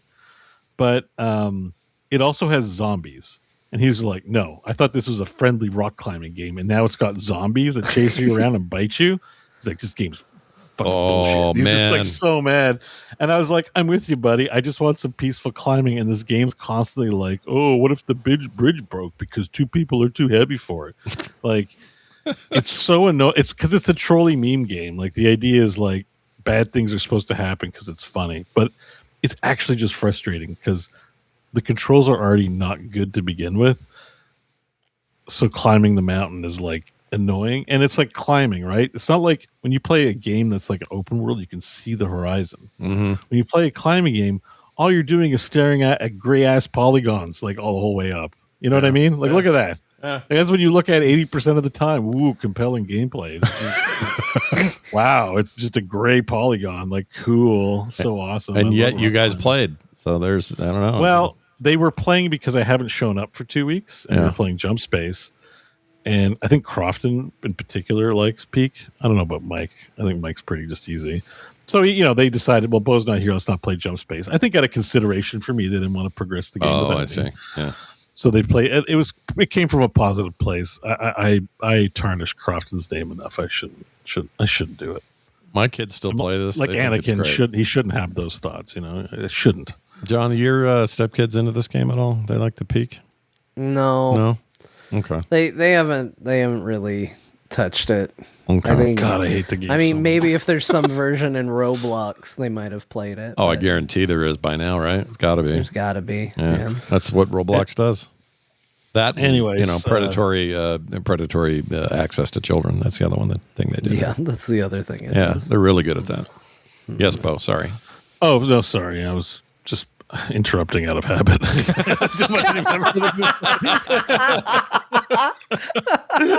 If I might interject. Yes. No, that's all. I just wanted to interject. I just realized I was just making a noise to be like, "Hey, I'm going to participate," and I'm like, "Well, I don't got anything to say." I get it. Sometimes we have nothing to say. It's fine. All right. Well, that's what you played. Those are your games. That's what I played. That's it. All right. Don't worry. At the end of the show, we will reiterate those through the voice of Martha's husband, what we played. So if you forgot already, don't feel bad. That's coming up soon. Here's this. That's a good question. We got a quick email from JB who says, good day, Corehounds. Steam has announced war on my wallet, and I love it. Yeah. He says, yes, it will probably be priced like Scott said. What is that? Did I not get a subject? War on your wallet. Hold on, we'll get to it. Okay. We would. Scott said, I forgot what I did here. Scott said, like Scott said, but just the thought of being able to switch from my PC to Steam Deck to TV all within the same save game almost seamlessly is exciting. Also, I travel a lot, so the Steam Deck might kick my Switch 2 out of the place I have in my packing list. Only thing I wish for them to include is a controller with a Steam machine. Oh, he's talking about Steam machine. That's what it is. I told you we'd get there. I knew we'd get there. Just had to jump ahead. He's as excited as I am. He says, I will be willing to drop $800 to $850 on it if they include the controller. That would help sell more units. Too bad they probably won't be doing that. Keep up the great work. Love the show. I think they will be doing that. This thing will come with a controller. I'm putting the flag in now. I think it'll probably come with a controller, but I think it's going to be more expensive than what they said. Well, I think that, his $800, $850 might be wishful thinking, but I think go ahead. Sorry. I was just going to say, I think that controller is coming. There will be one controller with this device. That is suicide not to do that. Although they could offer a SKU that says, hey, you got like 20 Xbox controllers. You want to just use those and not stress about it? We'll sell it for $60 less or something. They could do that. Okay, Bo, what are you going to say? I was going to say we're looking at $1,500. Oh my Lord! Whoa! With the RAM, RAM and storage going out of control, we're looking at. I don't know if I necessarily brace yourself for $1,500. I don't have a strong opinion, but that just someone plants their flag and you comment on the flag, and my comment was, "Whoa!" Yeah, maybe that's not the cheapest edition because probably there'll be more than one SKU. I'm thinking, right? At least for so somewhere in the $1,200 to $1,800 range is what I'm thinking. Yeah, it's got to be. I don't know. They never cheap out, right? I didn't get an index because good gravy, they charged a lot. And honestly, as cool as the Steam Deck is, it still cost me $700. Yeah, it's not a small thing, So yeah. I would. It sounded like he smashed it on the table. I hit it on the table. This costs a lot of money. I'm not going to have a Steam Deck in a couple of weeks. You're like, what happened to it? He's like, I dropped it like 52 times. Are you okay? Is it okay, though? It's fine? It's not? Oh, it's fine, okay. Yeah. It was just the side here that I hit, Oh, okay. That's not bad. They're pretty durable. They're pretty tough. So... Yeah. What I'm afraid of it happening, I'm playing in bed, and then I usually put my glasses and my phone, because I have a really large, queen size mattress, right? So I put them on the bed, not on the night table. Hubba. So I'm just worried I'm going to put the Steam Deck in the bed. I'm going to roll over and sleep on it and just destroy it, I did that with my Switch once. I woke up with button marks. Yeah. I've done that with this. I've slept on this phone before, but this is pretty resilient. It just leaves a big print in my body. Yeah. Phones are tough. That's how I knew where the remote control was once, because I got out of bed and the TV was on, and I was like, where's the remote control? And then I noticed I had an imprint on the side of my body and went, oh, I know where it is. I was hoping you were going to say it was there. It was like in you, like it was part of you at that point. It looks like in your butt crack because you're standing. That would have been great. All right. Well, that's awesome. This we also got a mashup from Jamie, and we're going to play it. All right. Oh, before we do that, JB sent this via email, talktothecore@gmail.com. You can also text and voicemail us. All these things are at frogpants.com/core. It's super easy to do. So however you want to contact us, you'll find a myriad of ways to do it. This just in. Jamie made this new today. So this is a new one. This isn't some classic. I have something to say before you play it. What? I have something Hot to say. off the land. Right off the land. Yesterday, Jamie felt the need to tell me about it, which he normally doesn't. So I'm like, are you scared? Worried. Yeah, I'm a little worried about what's going. Oh, because it's probably got some terrible bow thing. Well, we'll find out. He just said I'm looking forward to tomorrow, but he's just never done that before. Did he so end the sentence with heh heh heh? So that's usually how you know. Dude, I'm so stoked for tomorrow. That's what he said. I'm unfortunately going to pick on you again because I love you. It's going to be a fun time. I'll give you that. But you also say why do you have to say this like you did? Like, it's because you say a lot of things on the show that end up in mashups because they just do. So you're mashable. Yeah, you're mashable. Yeah, like remember Mashable.com? That was a thing. All right, here we go. That's good. I'm gonna play this. This is called. Now I'm nervous. It's called Plural of Sperm.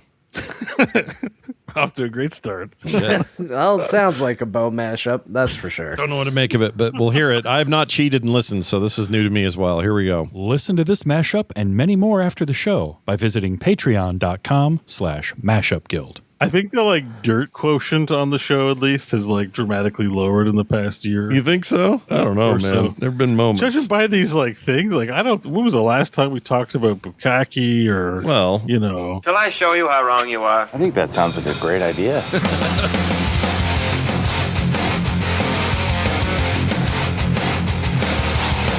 Apparently there's a big region in Russia called cum mania. It's not a small area, it's like really big. I just see the word cum in super large letters. The first time I experienced what we will softly call the happy ending. I wasn't looking at anything titillating. I was bored screwing around playing a game of Sabak, the Star Wars card game. Sabak. We went into this going, yeah, nobody does want to be the testicle, and the clip, Bo's immediately like, I don't know, I want to be the testicle. It's where the juice is. It's where the juice is. Oh, the juice? What do you want me to call it? Cum? No! That's worse. Trying to soften the situation by calling it the juice. I was playing with myself a little bit at the same time, and all of a sudden went, oh God, I broke something, and like flipped the hell out and had to run out of the room, and I thought I had done irreparable damage to my body. Maybe God is all right. Maybe God doesn't mind Octua. I never really thought about it. His image includes, he's a he, and he's got a PP, then maybe he likes little Octua. So you're saying a deity PP. Wait, what's the liquid called? Oh, that's called, why are we going down this road? Hold on, this is why are we trying to figure it out?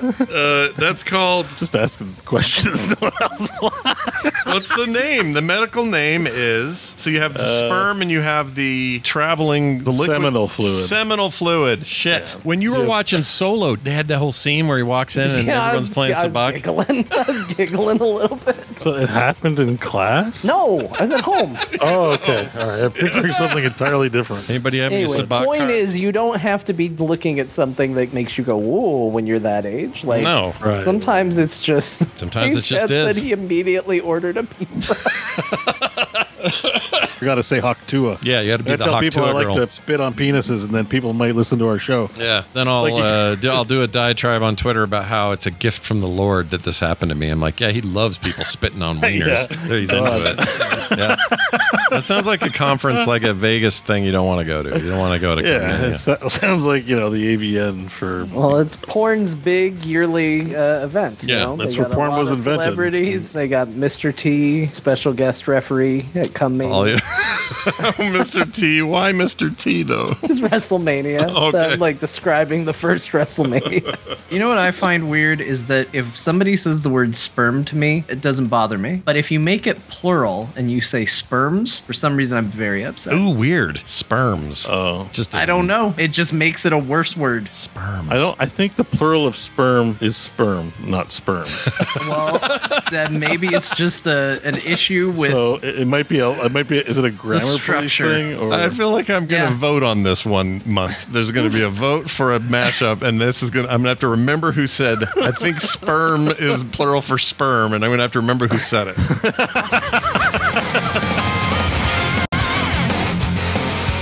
Oh my gosh, I don't remember any of that, and also I'm glad that it was mostly you two that were. Yeah, you escaped that I really one. skirted by. I was happy that it was going to be BEAU this week. I was like, yeah, it's going to be BEAU, and then I forgot. I forgot your Sabat card experience. Yeah, I forgot that I overshared in that department. So great. My gosh, I love it so much. I don't remember anything about Cummania. That I have zero. No, that's an old one. You could hear an old mic, like John's, like 3 mics ago. 3 mics ago. Like you can tell when those were, some of that was old, some of it was new. He's got some magic where he can like do some big like transcript searching now and all this, so he can find like all the sperm references he can eat. Oh yeah, I guess so. Yeah. I'm not going to spoil it in case he hasn't said, but I happen to know that something was located in his searching that I'm very happy about. Oh shit. Hopefully it was a BEAU thing. Just hope. Hopefully it was a BEAU thing. Yeah, I don't want to put all the heat on me. It's all BEAU. It's the earliest BEAU clip. It's going to be something I said that I contradicted that's going to make me look particularly foolish. There you go. Let's do it. Yeah, there you go. Yeah, do you know that? So I was looking up the plural of sperm. Yeah, both are correct apparently. Sperms. Yeah, so sperm used for the general substance. You know. Yeah. Has a low sperm. You don't say he has a low sperms count. You say sperm count. No, you don't. You're right. But also for individual cells, you can say the sperm swam toward the egg. So sperms they both work. Oh, because that's actually a better context because there's all those little guys. I stand by what was said in the mashup. I do not like if you say sperms. Yeah, I don't like it either. It's not fun. How to say. about there's another word? The singular cell is called a spermatozoon. And the plural is spermatozoa. Yeah, spermatozoa I've heard, but I didn't know it was plural. Yeah, it's plural for spermatozoon. Spermatozoon is like, I swear it never happens to me. Spermatozoon. Spermatozoon. Look how it's spelled, spermatozoon. It sounds like a Nickelodeon block of time, tune in between 3 and 6 for spermatozoon. It must not be right. I thought I was gonna be here all night, but I spermatozoon. Now I gotta go home. Oh, it's spermatozoan. Dr. Tolbert in the chat is correcting us. He's a doctor. He knows. Well, I think we found a funnier. Well, way he's to a doctor. Spermatozoon, not of English. That's like saying your favorite shooters are coop shooters instead of co-op shooters. Oh, that's great. All right, you guys did it. Doctors can be wrong, says the Zune. Microsoft really missed an opportunity to market the Zune to spermatozoon. The spermatozoon. The brown one. Yuck. All right. Hey, we did it, guys. We did a show. Quick note, if you care about the Oscars at all, and I don't think there are many who listen to the show who do, but if you're like, hey, man, I love movies and I like competing with each other, I put up a Frog Pants pool, like an Oscar pool. And it's just for fun. So if any of you core people want to go check this out, it's at frogpants.com/Oscars. And it just lets you just choose from the winners that were announced today or the nominations that were announced today. I kind of get into it every year, and we do a lot of this on Film Sack. So if you are interested, go check it out. frogpants.com/Oscars. Also, congratulations on being the fine group of people that made it through all the sperm talk and also really care about the Oscars. Exactly. Right? Exactly. And by the way, let's see. I was going to go ahead and say this. I have a prediction that I think either Sinners or Frankenstein are going to swoop a bunch of stuff. No one's swoop. Yeah. I got something to share on the spermatozoon. Yeah. I got something to share that I found really funny. So I haven't seen this movie One Battle After Another. I have. It's awesome. But watch it. all I've heard about from that movie so far is Mike like hates it. Like I don't even know why. I know why. He's like, I watched this movie and it's like the worst movie I ever saw. And I'm like, is it really that bad? I was like, it's not. What he hates is he hates Paul Thomas Anderson movies. If he doesn't like his movies, I'll bet he doesn't like he liked There Will Be Blood. There Will Be Blood. Did he? Yeah, he liked There Will Be Blood. I love There Will Be Blood. He didn't like Magnolia, but I'm pretty sure he was like probably enjoyed Boogie Nights. We didn't really talk about that one, but yeah, I don't know. He's not really he's usually like okay on. He likes well crafted movies and stuff. Doesn't like. He's like kind of the guy who's like, I hate that franchise shit. He wants the. Yeah, and this is definitely not that. This is not franchise. And he's probably listening right now, so I'm not trying to like throw him under the bus. It's just we're all fascinated with the fact that he hates this movie, and then it comes out it's like nominated for a ton of Oscars, and he's like, "Oh my god, I can't believe they're nominating that movie!" And I'm just like, "Why do you not like it?" Like we're fascinated by it. So I had the same I had this fight with family members when Fury Road got nominated for Best Picture, Best Director, and a few other things, and they were like, "How can that be?" I saw that thing; it was freaking terrible. That's the thing about movies. They can be for some and not for others. That movie is really hardcore and is definitely not a thing I'm going to recommend to everybody. But you guys in particular need to see Sean Penn do what he does. That is the weirdest ass role I've ever seen in my life. It is worth seeing for that alone. He should be nominated and was for this. I'm only sad that he's in the same category as Benicio del Toro from the same movie, who is also amazing in it. Oh, that movie, dude. Speaking of Benicio, I did recently see the Phoenician incident or something. That's the what's his name? Paul Thomas. No. The nerd. Wes Anderson. There you go. The other Anderson. The other Anderson. And it was fun, entertaining watch. It was really weird and went unexpected places, but Benicio was awesome in it. He's great in everything. That guy's freaking. I love Actually, him. so was the woman who played his daughter. I don't know. It was like a new face to me. I didn't know who she was, but yeah, she's supposed to be. That's pretty good. Like it was. It's so hit and miss. I love Budapest Hotel, but I couldn't. There was one I couldn't finish that I watched recently. I like. Did you see what's the one out in the desert? No, I haven't seen that one. Not Astro City. I know what you're talking about, though. I loved that. Yeah, that might be good. It was the one before that. The one before that. The one with what was it called? I don't remember. There was one with Leah Seydoux, like the Death Stranding girls in it. Oh, the black and white one. Yeah. I liked it okay. French Dispatch. That's it. Yeah. I couldn't get into Fresh. I got into it okay, but it's not my favorite of his. I mean, I kind of just like his vibe in general, but I'll watch whatever. No, I appreciated it. It was sad but I was just like, I just can't pay attention to this. It's just too boring. Yeah, no, I get it. Wes Anderson is a very specific kind of. But I like the Phoenician scheme. That's what it's called. Like I like the weird shoe boxes and all that stuff. And Michael Cena was actually pretty good in it too. I think about it. Yeah, Cena's good and stuff. Yeah. Anyways, sorry. It's all right. Yeah. We took a little detour there. Frogpants.com/Oscars is the point. And we're going to quickly tell you fine folks how to support the show. Patreon.com/Core Show or Core.show. That's a Substack. Either one. They are subscribable points of contact where you get to subscribe to a whole bunch of stuff. That includes no commercials ever on this show. You'll never get an ad on the podcast version of the show or even the backup video version of the show. You'll get pre-show content every week. You'll get uncut video archive of each episode, host specials, and you'll also get loads more at Core.show, reviews, videos, long-form stuff, all that kind of fun stuff. So go check all that out. We do have an email address that I said wrong earlier because I had the old one written in there. It's It's show. We changed the email again? It's show. I looked at the chat. Shit. I looked at chat and Xantar effed me up. It's show.core at core.show. Show at core.show. God damn it. Core at shit. Core. So go do that and get in touch with us and all that stuff. All the details about everything I've said, it's super easy. You just go to frogpants.com/core. And now, the Dear Martha wrap up of what did we play this week. Take it away, John. My dearest Martha, today the video games that were discussed were Not many, but the show was long, and I wouldn't blame you for not remembering them. Star Wars Dark Forces Remastered. If you want to play a game that has no Jedi, this is the remaster for you. Fire Emblem Engage. That's for the Switch, but he played it on a Switch too. Yeah. And there was talk of anime.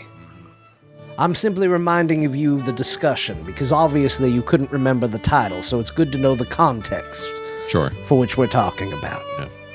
The Terra Pit. It's not a threat of what would happen if you lift your arm too high. It's a video game. And it looks a little like Minecraft. Yeah.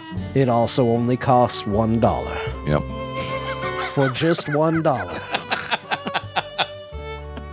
We then talked about Final Fantasy VII Remake and Final Fantasy VII Rebirth. And then maybe one day Final Fantasy VII we need to talk about something besides Final Fantasy on this show. BEAU got a Steam Deck. It's a good size. He played Elden Ring and Shinobi Art of Vengeance. He played Guild Wars Reforged and Like a Dragon, Pirate Yakuza in Hawaii. Yeah. He also talked about Unicorn Overlord, the demo. And I know you like that game, Martha, so you're probably writing an angry letter to BEAU right now. He played Tassadar in Heroes of the Storm and reminded us of what our show used to be. Yeah. Back before it was all corporate and lame. Yeah. And then he got mad because his friends made him play Peak. Those are the games we talked about. Wow. You know what? I think Martha will hear this letter. It'll change her whole outlook on the war, on you coming home. It's going to be great. Thanks. Exactly. Thank you, everybody, for listening. We will be back next week with a show. All right. If you were thinking we wouldn't be, you'd be wrong. Get your Nerdtacular tickets at frogpants.com. Just click on that Nerdtacular sign or button there. You'll be all in. I can't wait to see you people in June. So get in there. Let's have a big core showing, because core is going to do all kinds of cool stuff. That's going to do it for us. Thank you all for listening. For me, for John, for BEAU. We'll see you next time.